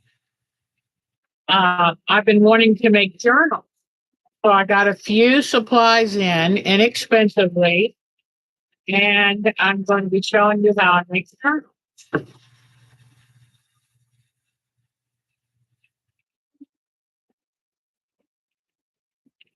Okay, here I go again. My third one, but see how much faster this is?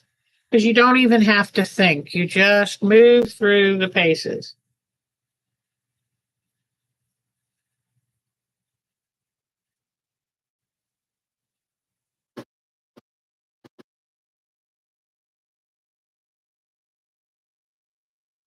Now, if you lay this out like this and then you sew it from the bottom to the top and it doesn't end up perfectly even, it's okay. You can trim that off. Don't worry about it. You will even up the ends before you start cutting the crosswise strips anyway. That's the one thing is I realized early on, I have been going to sewing groups, gardening groups, quilting groups, and I realized a long time ago that women are just as ambitious as men, if not more so.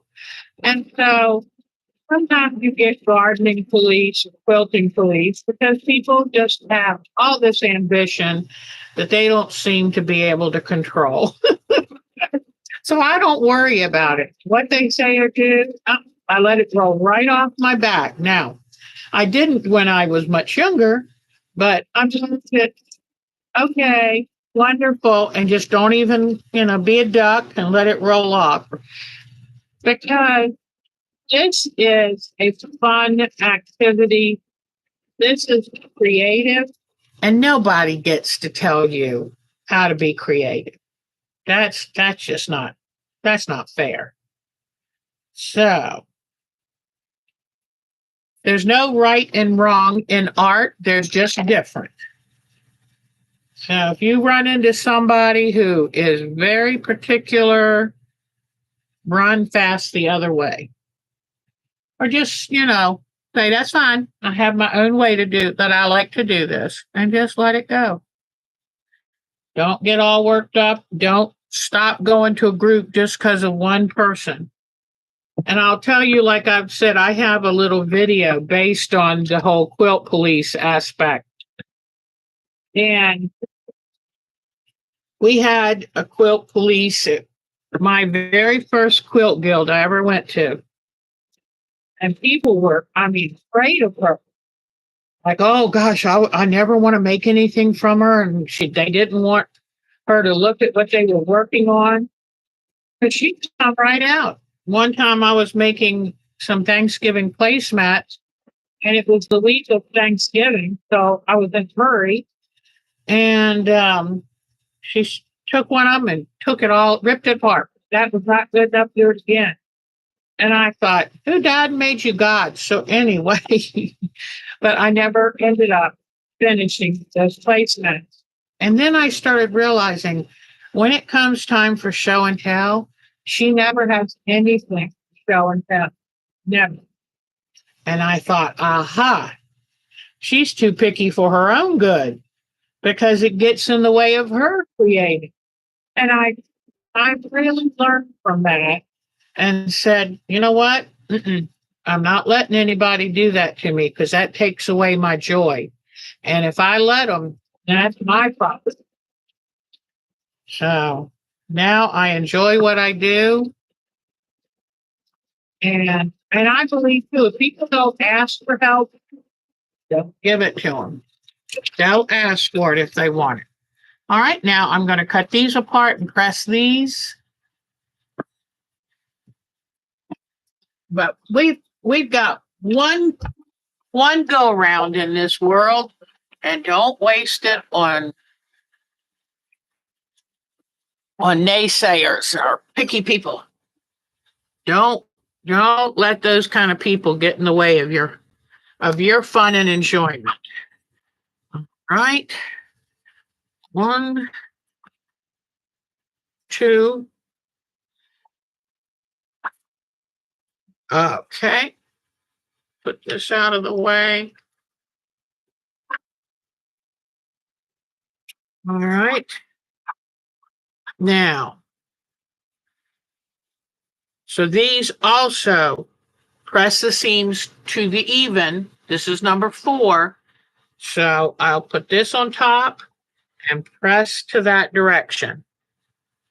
And then when you put these pairs together, then the seam will go to the other side. Oh, I know what's making the noise. It was the cord hitting the spray bottle, the bottle of starch. That's hilarious.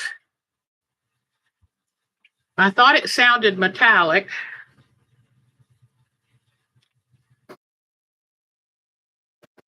If you have any questions about anything, I will be glad. Diane, it's so nice catching up with you. This has been a joy.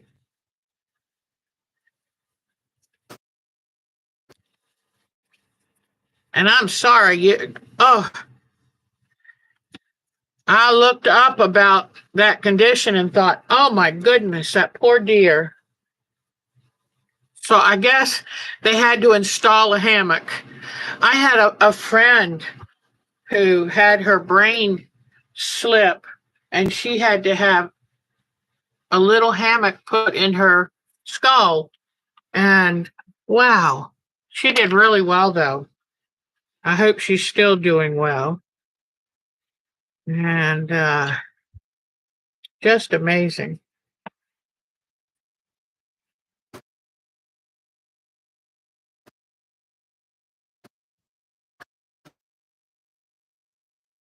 Oh, hi. Oh, you did go to Textile Talk. Cheryl Hogan's here. Hi. Hello, dear heart. I am so glad to see y'all.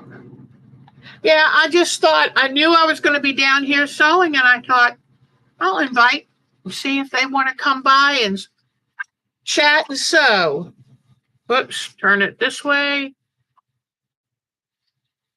So, okay. What I'm doing to any of you who just got here, I am redoing my second Bargello strips. And I didn't really want 2 identical quilts anyway. And so, okay. So I found a wonderful fabric. Let me grab it real quick. I found this wonderful marble fabric, and I thought that would be really good as my new focus fabric. There you go. See? And that shows Miss Mary, you're smart and capable, and you still made it work. So that is very good. Yeah, we started around 1, and I thought I'm going to be down here sewing. How great. Just sew with everyone. Okay, now Yeah, see here, because I didn't pin, this one was a little touch off. I'm not going to worry about that. I'm just going to make it, I can trim it right now just to make sure I have an evenness.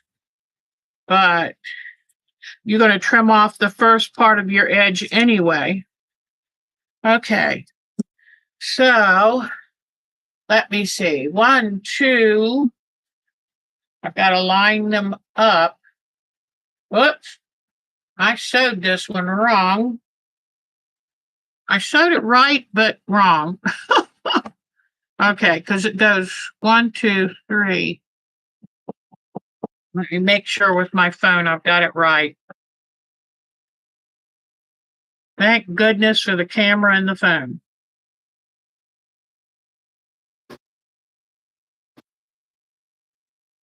Okay, so yeah, this one, this one, this one, this one. Okay, so unfortunately, the way I sewed it, I'm going to trim this off too.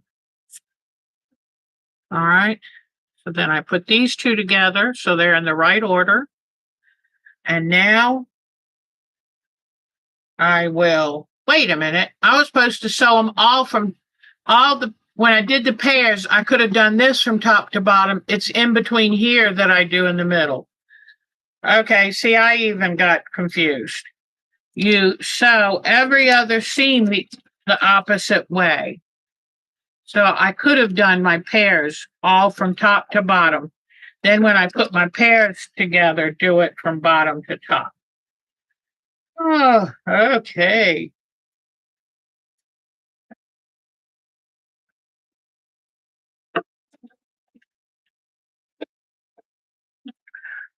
I need to get some scraps to start to sew on because it is wanting to take my thread down in. Let me grab a sacrificial scrap of fabric.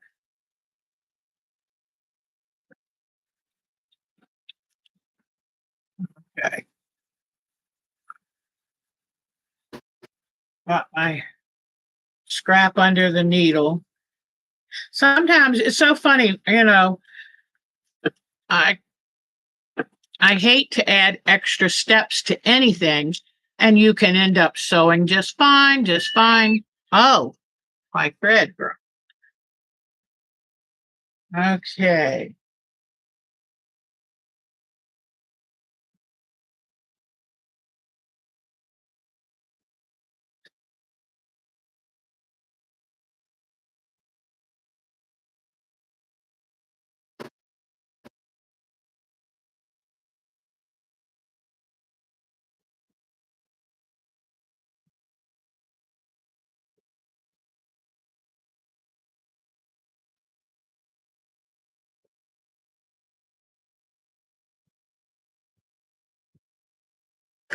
I just had to text my daughter. She made it down for her vacation.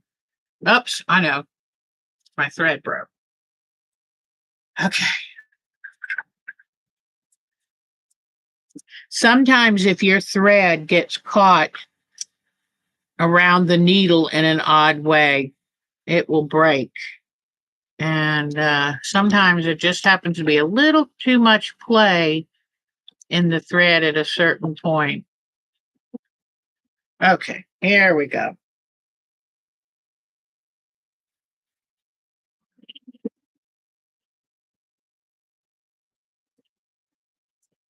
So what I did, to those of you who came in later, is I took my strips and took out all of the brown, yellow, orange, red out of them. Took all of this out of them and just left this.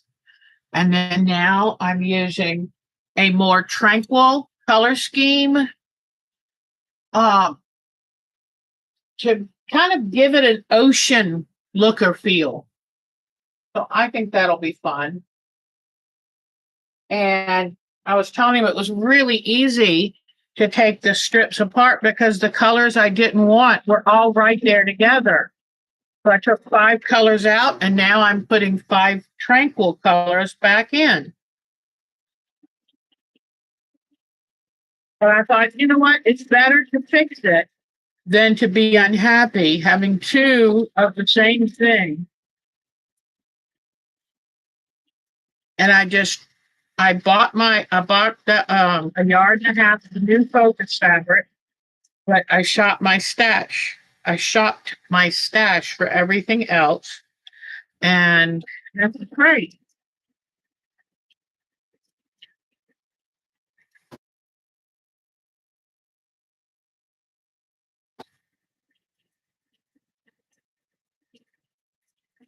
And I'm doing assembly line piecing because it makes it so much faster. And I'm sewing down here. Oh, Charlene Lawson, hi. Oh, you don't have to sew anything. That's okay. Oh, yes, I know, Mary. Sometimes, like, wait a minute, what am I doing here? Okay. Luckily, since this is not my first, I can kind of, okay. And I'm just going to cut off the excess. There we go. Like I said, I'm making 4 of these strips, so I know I'm going to have some left over for the strip. All right, these need to go like this. Okay. Yeah, it's a lot of little things. That's why it's like stickers, mark things, whatever you have to do to remember. And it'll work a whole lot better. But now I had that problem with my thread being sucked down into the hole. So by doing assembly line quilting, that's another thing you avoid, because leave the other piece on there, it holds on to the thread. Now I just sewed a little crooked right there, and I know it's not much, but every little bit like that that's off makes it harder to put the final strips together easily. So I'd rather stop and back up, do it again. It's easier to catch when you catch it right away.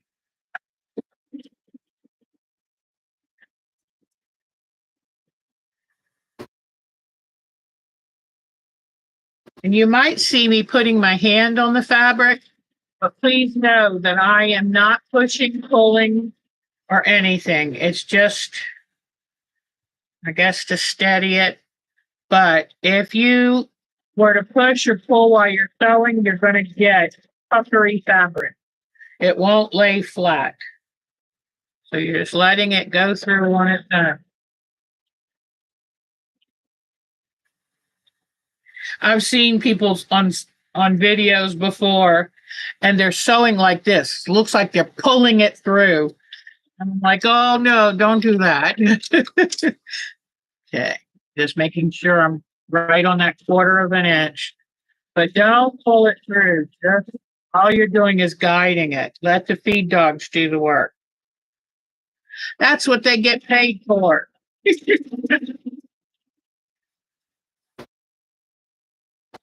Yeah. Right.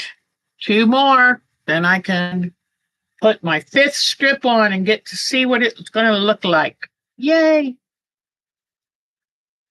All right. Now,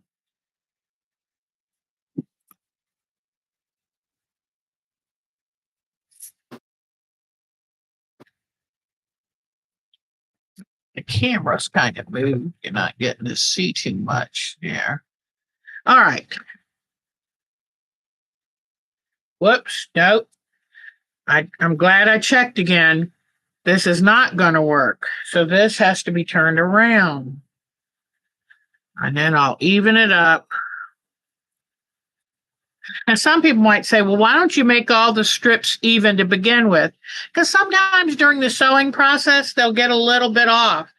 So, you make one top, make one end of the strips, the top end, make them pretty even, sew them through, and then even them up before you start cross cutting them. Mm, okay.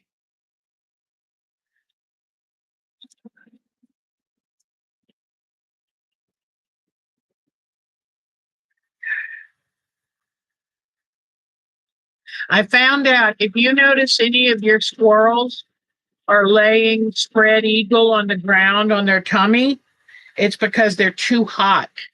So there was an article in the Washington Post saying there's a name for it, laying or something. And when you see wild animals doing that, they're trying to cool themselves off. And I know our dogs have done that for years, but they just need to cool themselves off. So they try to lay their body against, a cool area.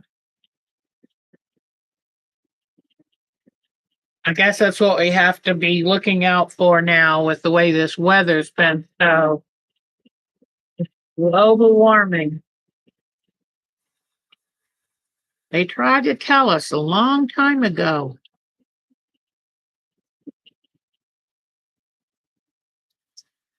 Okay.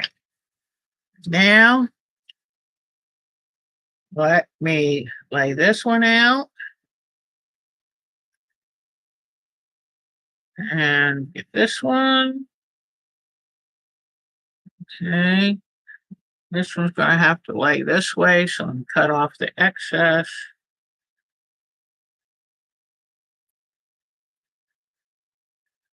Now, when I sew the fifth one on, I'm going to go from the bottom to the top and hope that I'm reasonably straight here.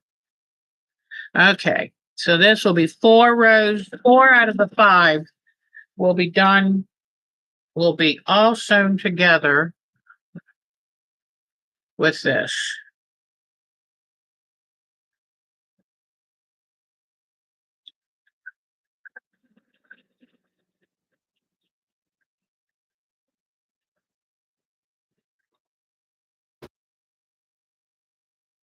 Okay.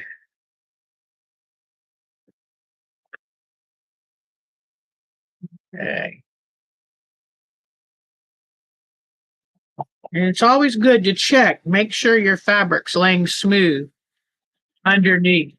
I have before sewn a fold in, and that's just a pain when you're moving right along. Okay.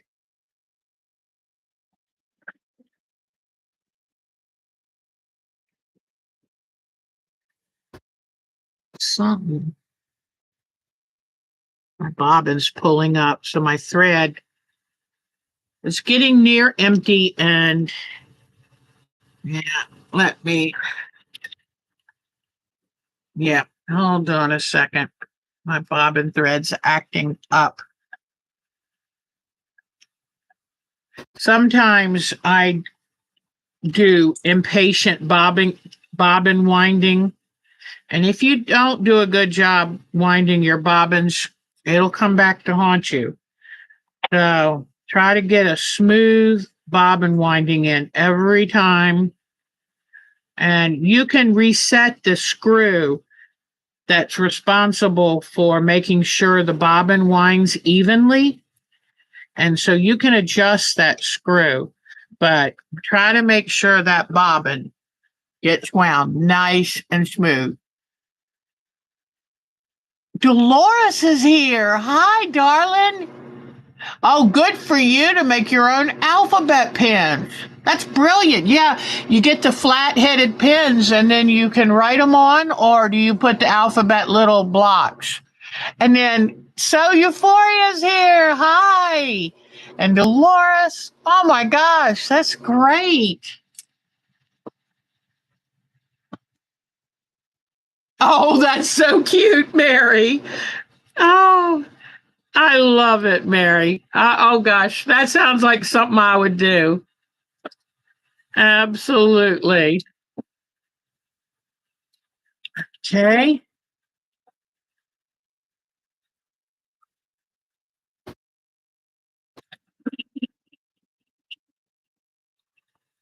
Come on. Something.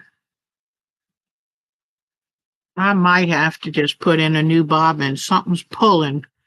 Let me see. Okay.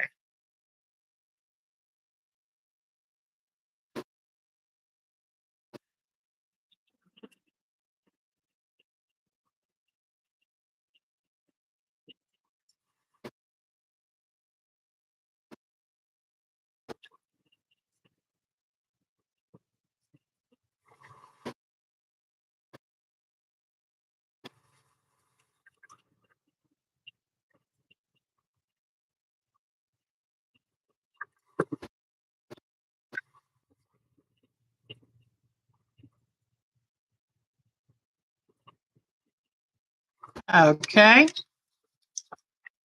Now I got all four pairs put together. And I'll go back over to the iron.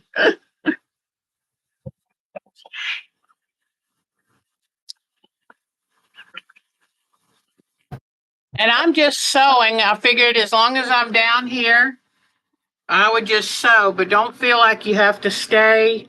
I'm just, since I haven't been on camera and I'm feeling better, I thought, if I'm going to be down there sewing, why don't I just say hi at the same time? It's a good time if you have any questions, need help with anything. Ah, oh, so you used alphabet beads and a little rubber earring back. Oh my gosh, that is brilliant. I love when y'all come and share. I learned so much from you guys. That's wonderful. Okay, now this seam has to be ironed towards the even. So 1, 2, 3, 4. So this seam, okay, these two seams are going that way. This seam is going to go this way because this is 1, this is 2. So just to get me started, I'm going to, from this side, just to kind of get me started. Now, and I like to, the seam is going to be, yeah, so this side goes on top. All right. And I tell you what, having the seams pressed towards the even so that they're every other one, and then when you go to put the strip, when you subcut them and go to put the strips together, oh my gosh, it makes it so much easier. Okay. So this is all, whoops, I thought I saw a little bit of a bump there. So when you're trying to press everything to one direction and something doesn't lay flat, just check. All right. So here we go. And what I've got now is 1, 2, 3, 4. I'm going to sew 5 on and sew 5 from the bottom. So far, they're looking pretty good. So, okay. Yeah. Just one more strip. And that way I'm going to have an entirely redesigned Bargello using most of the fabrics. Well, yeah, I guess there were 12 fabrics. I'm replacing 5 of them. And should have an entirely different look. So I'm excited about that. And all it cost me was 1.5 yards of fabric and a little time. And I got the time. All right. Yay. I love that I'm going to see what this is going to do. Okay. Now I have to press it with the side that it's going to be pressed to on top. This is what it's going to be pressed to, so it's on top. So that way, when I do this, it automatically, because this is on top, it makes the seam go towards that direction.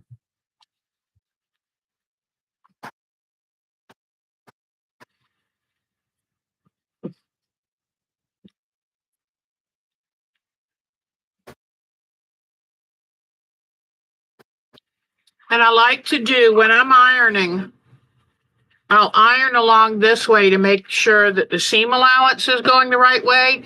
But then I come back and I do this.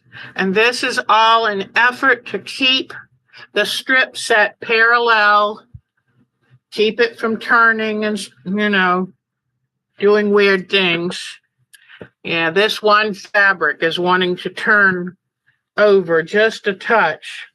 So by checking that and making sure, wow, a couple of these tried turning over. So they're being stubborn today. But Dolores, I absolutely love your alpaca or llama. I think it was an alpaca. I love that, sweetie. That was a work of art. And I think you said you were going to keep it. I don't blame you. That's phenomenal. Okay. This is on top. This goes the right way.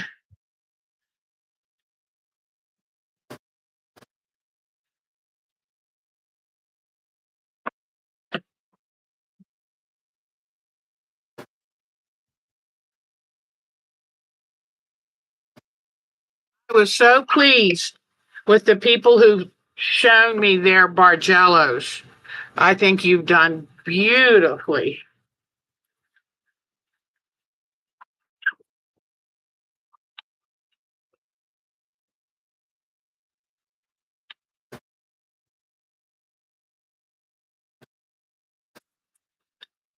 Good. Okay. All right. So now I just have one more fabric to sew on, and then I'll tell you what is my next step.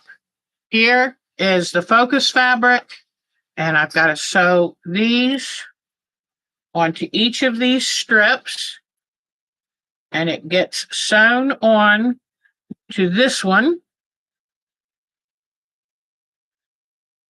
I'm going to go ahead and pin this so that I don't have to worry.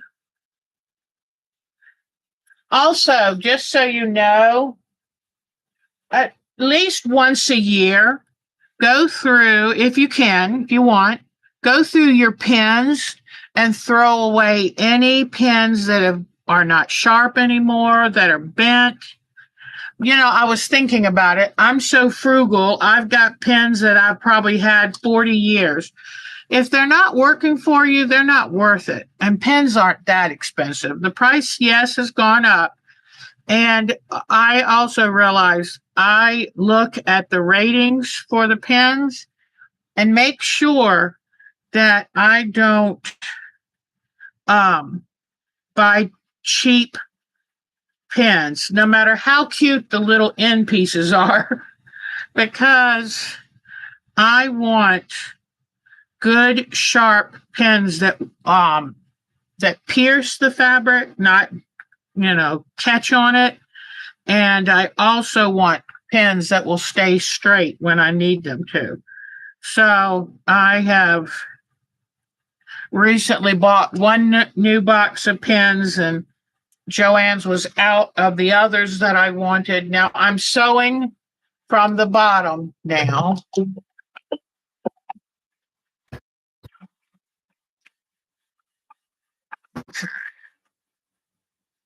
And so what I'm going to do then is go through all my pens and throw out any that are deformed, that aren't sharp, put all fresh new pens in. And I'm not going to throw out everything. I'm going to test them and look at them first.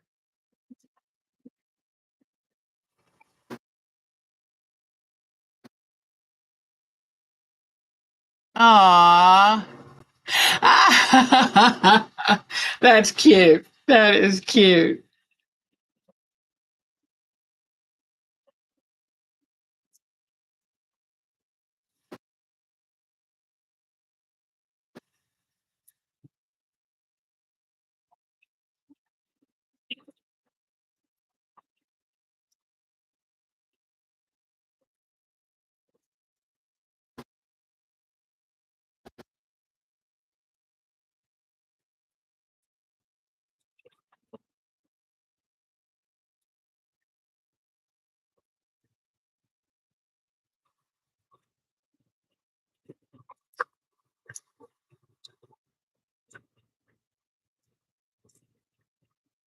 Okay, my next one. I'm tempted to take that out and check, but it's like, no, no, no, do it right. Keep up the assembly line going.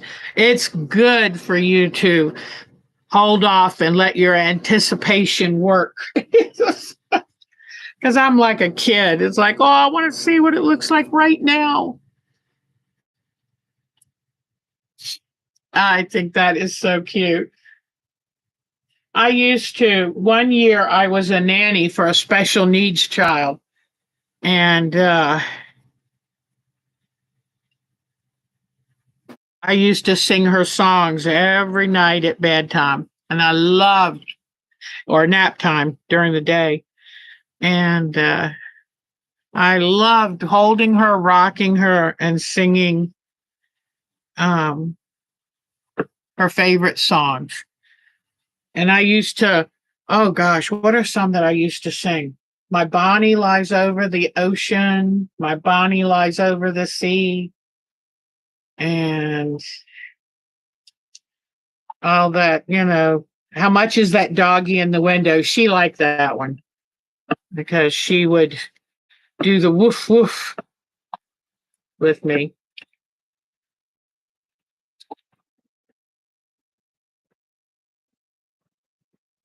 And I'm sewing from the bottom to the top.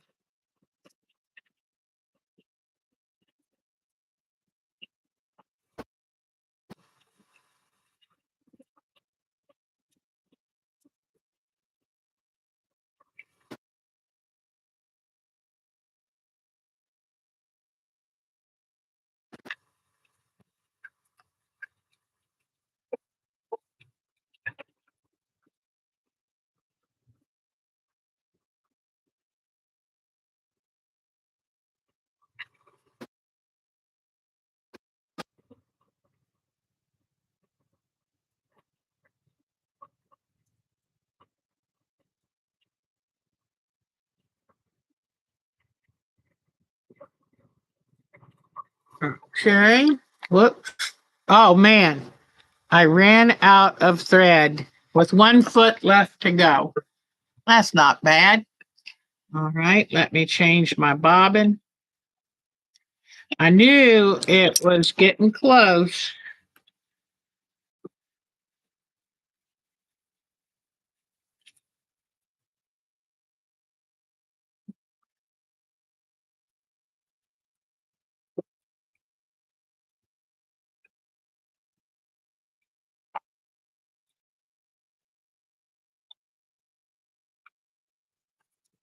Okay.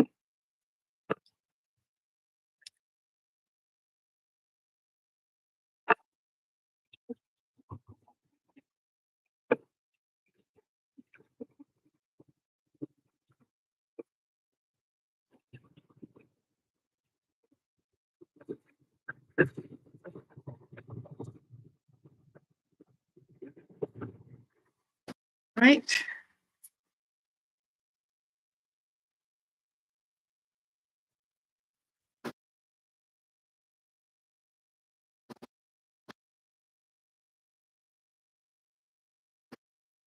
I love watching Angela Walters. So, and especially how the time she does the time lapse. It's like, oh, I want to sew that fast. And if you really think that she can sew a whole quilt in one night, no. But it's, you know what? That's part of the attraction. It's like, oh man, I'd love to be able to do that.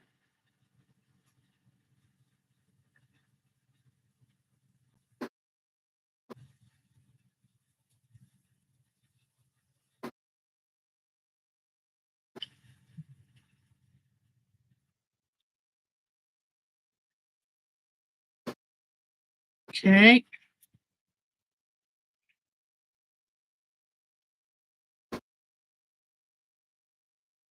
Sewing, still sewing from the bottom up.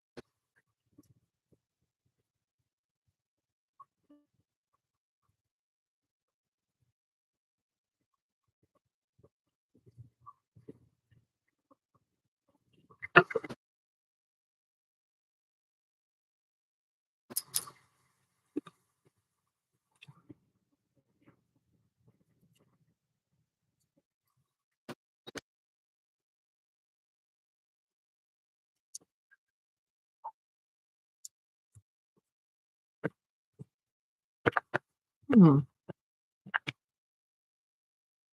Mhm. I felt like I was sewing too narrow of a seam allowance, and I think I was.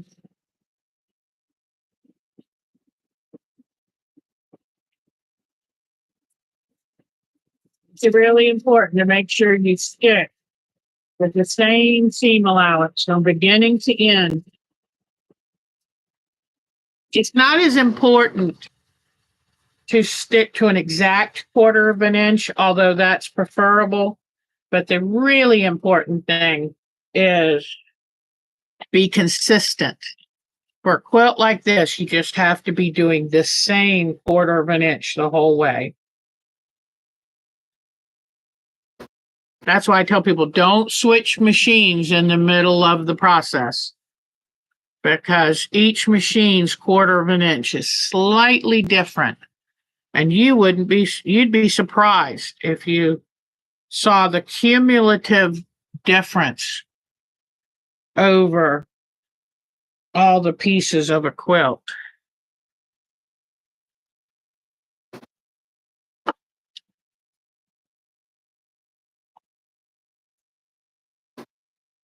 I know a question to ask. What is your favorite kind of sewing needle? Ah, that is good. That is very good, Dolores. Thanks for telling us. I love when you hear about sales.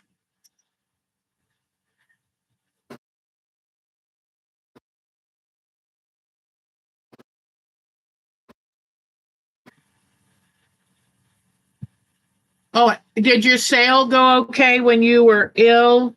I think you didn't feel good enough to go to it. Maybe husband did it for you, but I hope the sale went well, hon. Whoops, I just realized I'm doing this from the top to the bottom. Oh well,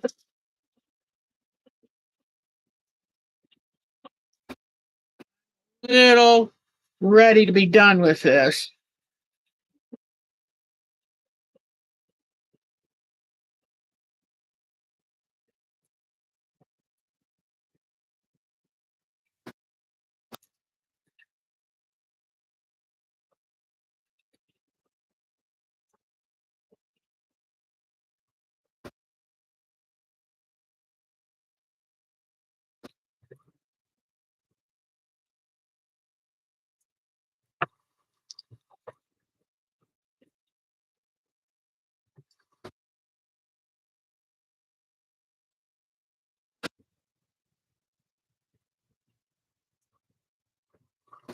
Okay, yay, got this all done.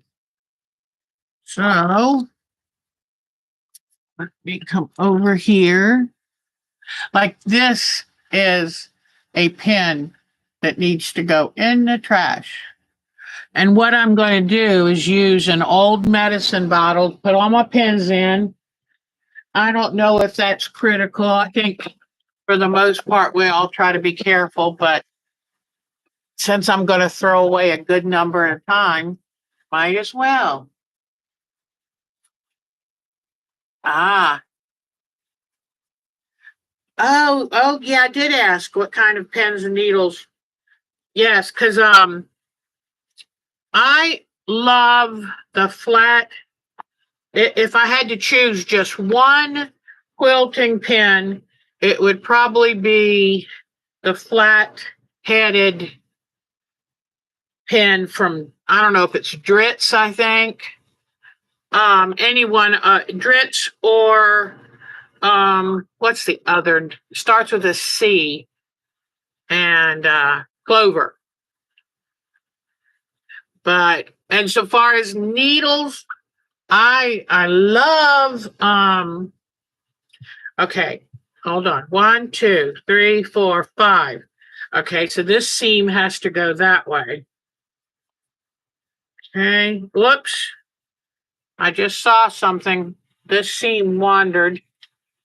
So let me trim it a little bit and fix it right now while I'm looking at it.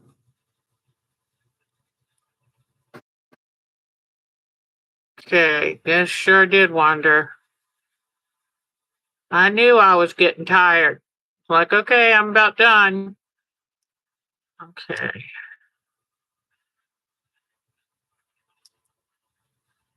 Ouch.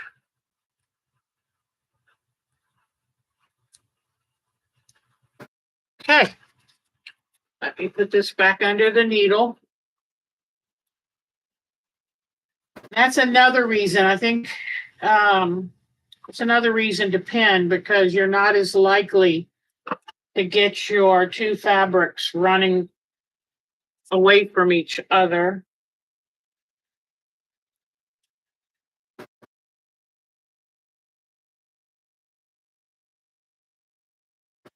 Another good thing to treat yourself to are fresh, sharp seam rippers, because they do get right dull over time. And that's frustrating when you have to do a lot of picking. So sometimes we have to treat ourselves to good pins, good seam rippers, and good sewing machine needles, because they are, the fabric is nice and flashy. That always gets your attention. But without the good basics, sharpen the scissors, keep all that stuff in good shape, because that really adds to the enjoyment of quilting. Okay, I made the repair here. I took back the seam far enough. I took back the seam far enough so that I could get a nice, nice seam. All right. Nope, this goes this way. Okay. I want to iron it to the fourth piece. So the fourth piece has to be on top. That's the fourth piece. But that's the even one. So this has to be on top. And then when I iron, it'll all be going to the right direction.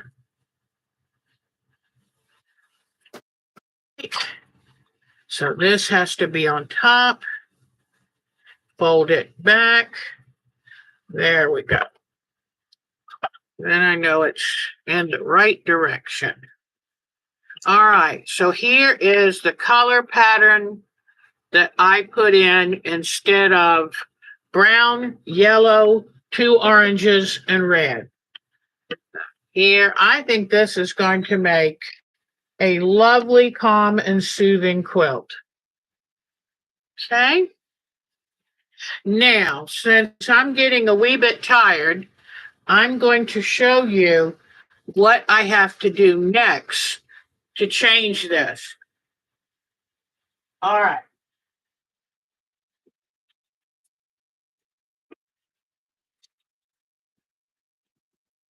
All right. What I have to do next. Here are the strips. It was off this piece that I took the brown that led to the yellow, the orange, the red, the orange. So this piece is 3 inches. This is piece number 12.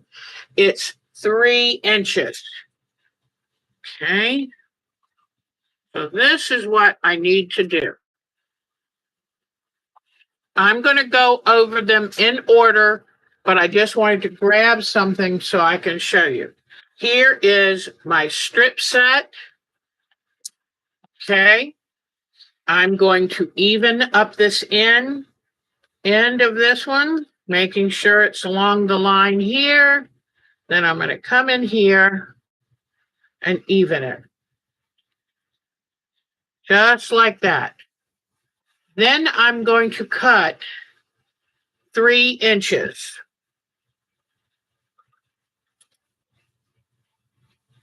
I'm going to use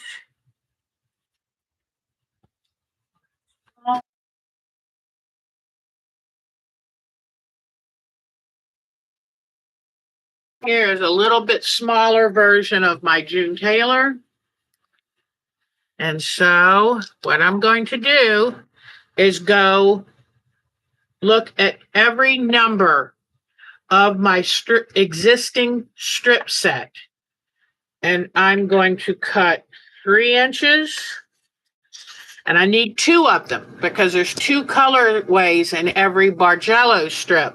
So I'll come in here at 6, and now I've cut 2 3-inch pieces. So then I come in here and I'm going to take and sew this to the one where I cut it off. Okay, so I'm going to come over here, back over here to my sewing machine, and I'm going to keep that stitch length short, and I'm going to sew this.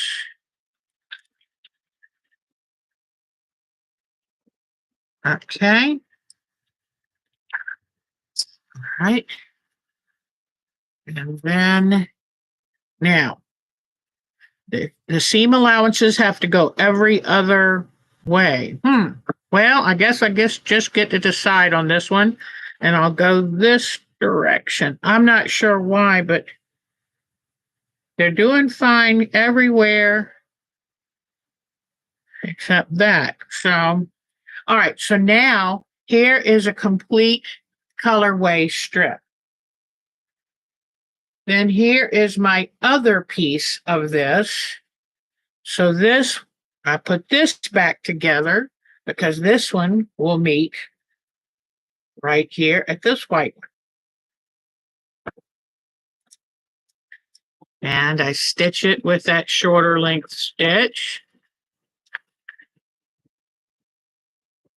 Okay. There we go. All right, these go. Let me cut off this bundle of threads. That Bargellos make lots of threads. Okay. So I'll just push it this way.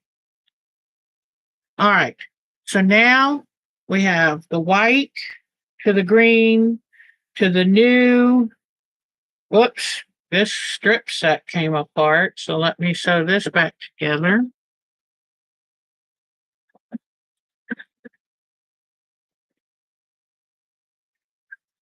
Right. All right. Whoops, let me sew it a little bit more again.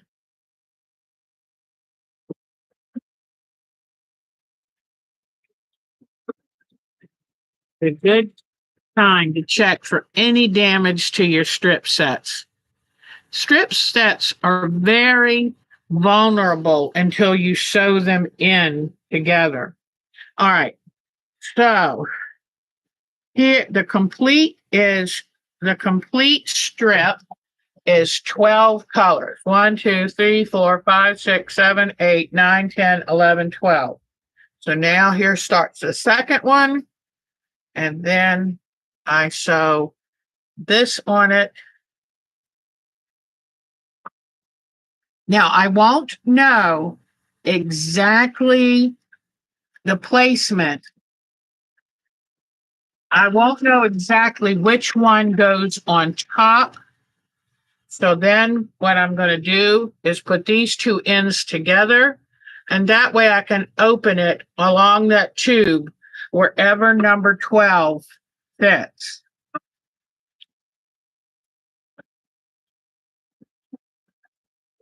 All right. So now, oops. All right. So there's my sticker, and I have my pin. There's my sticker. I have my pin. I'll stick my pin in there. And here is my brand new colorway.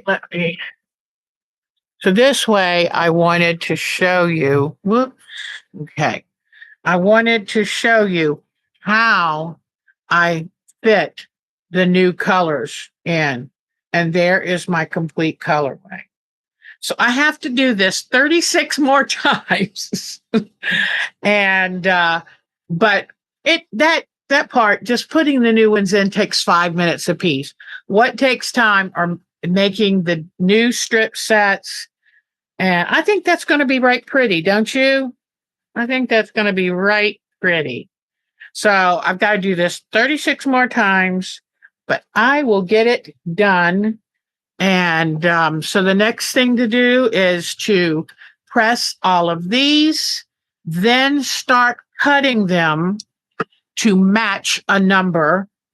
And then when I cut them to match a number, then I will be able to stitch the pieces in 2 pieces per. I have to do 2 of these cuts for each strip because it's 2 complete colorways. And all right. So I'm going to sit here while I take my pins out and see if you have any further questions. Is anybody confused about what I'm doing? What I'm trying to do? Let me turn this off. Ah, there.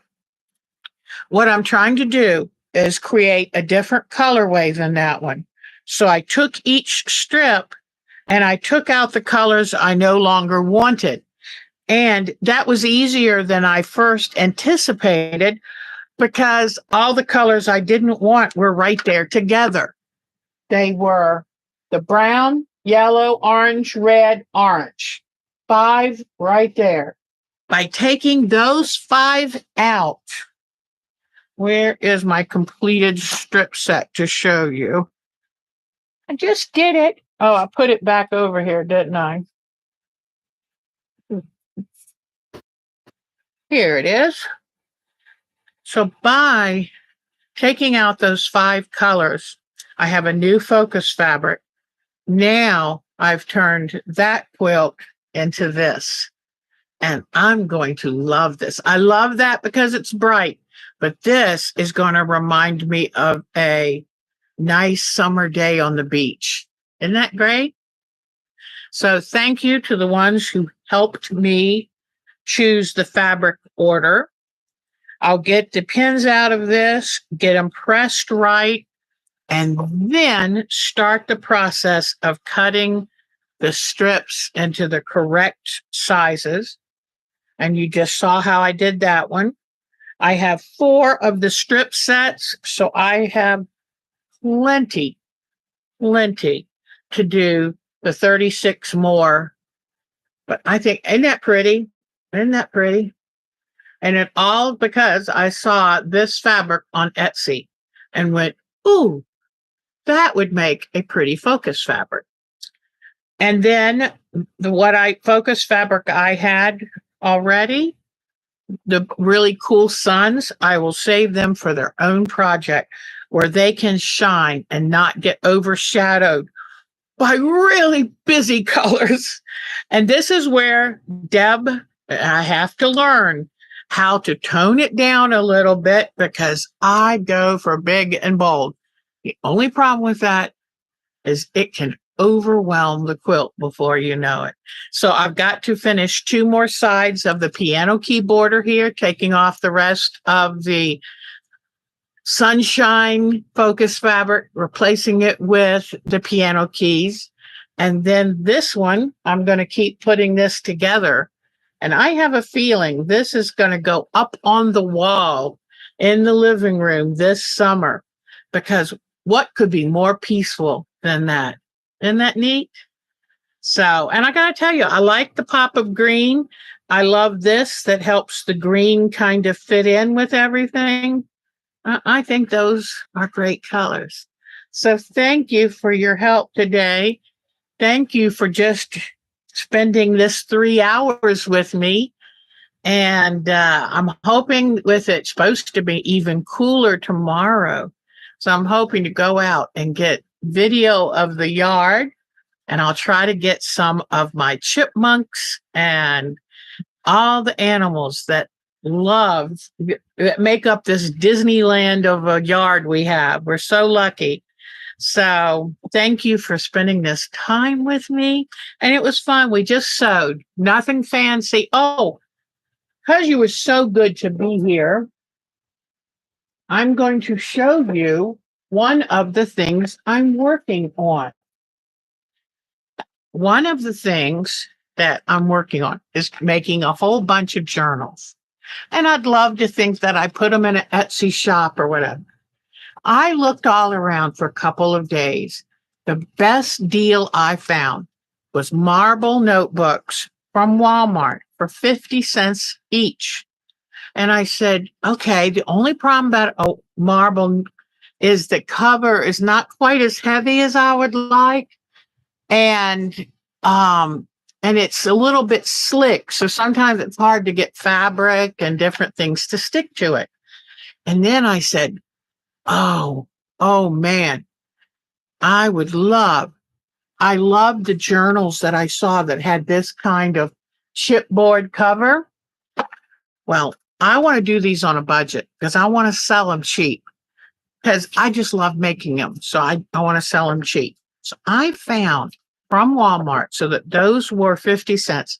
I found for like $8 a pack of 60 natural cardstock. See these natural cardstock? So then what I did is I cut them to give them a nice shape for the marble notebook. And for $3, I got this really, really strong craft glue. And I just took and put it all over the front and the back of the marble and then put the piece on. Now I can take and make a faux leather treatment. I can put fabric on here. I can put anything I want on this cover. And I think it looks really cool. And anything I put from now on will stick well. And it also, it gives the cover a nice thickness. I really like that. And I made sure not to put it on the spine so that when you get the notebook, you'll be able to open it and make it lay flat. And so I got college ruled and wide ruled, depending on whether you want the kind of journal that you can put illustrations or little pictures and ideas. And then I bought on really good sale on Joann's. They had this land of make believe, like a storybook paper, big pack of paper that I'll be able to use to cover the inside cover. So I'm so excited. This is one of my summer projects that I wanted to do, and I'm doing it. So this Sunday, I'm going to have an example ready for you and show you all the charms and the little suede leather ties and all of that kind of stuff that I'm going to do onto it. All right. Then one day I happened to get an email, from Keepsake Fabrics, and they had a $14 little fat quarter collection, 6 fat quarters. And I just said, Mark, I want this.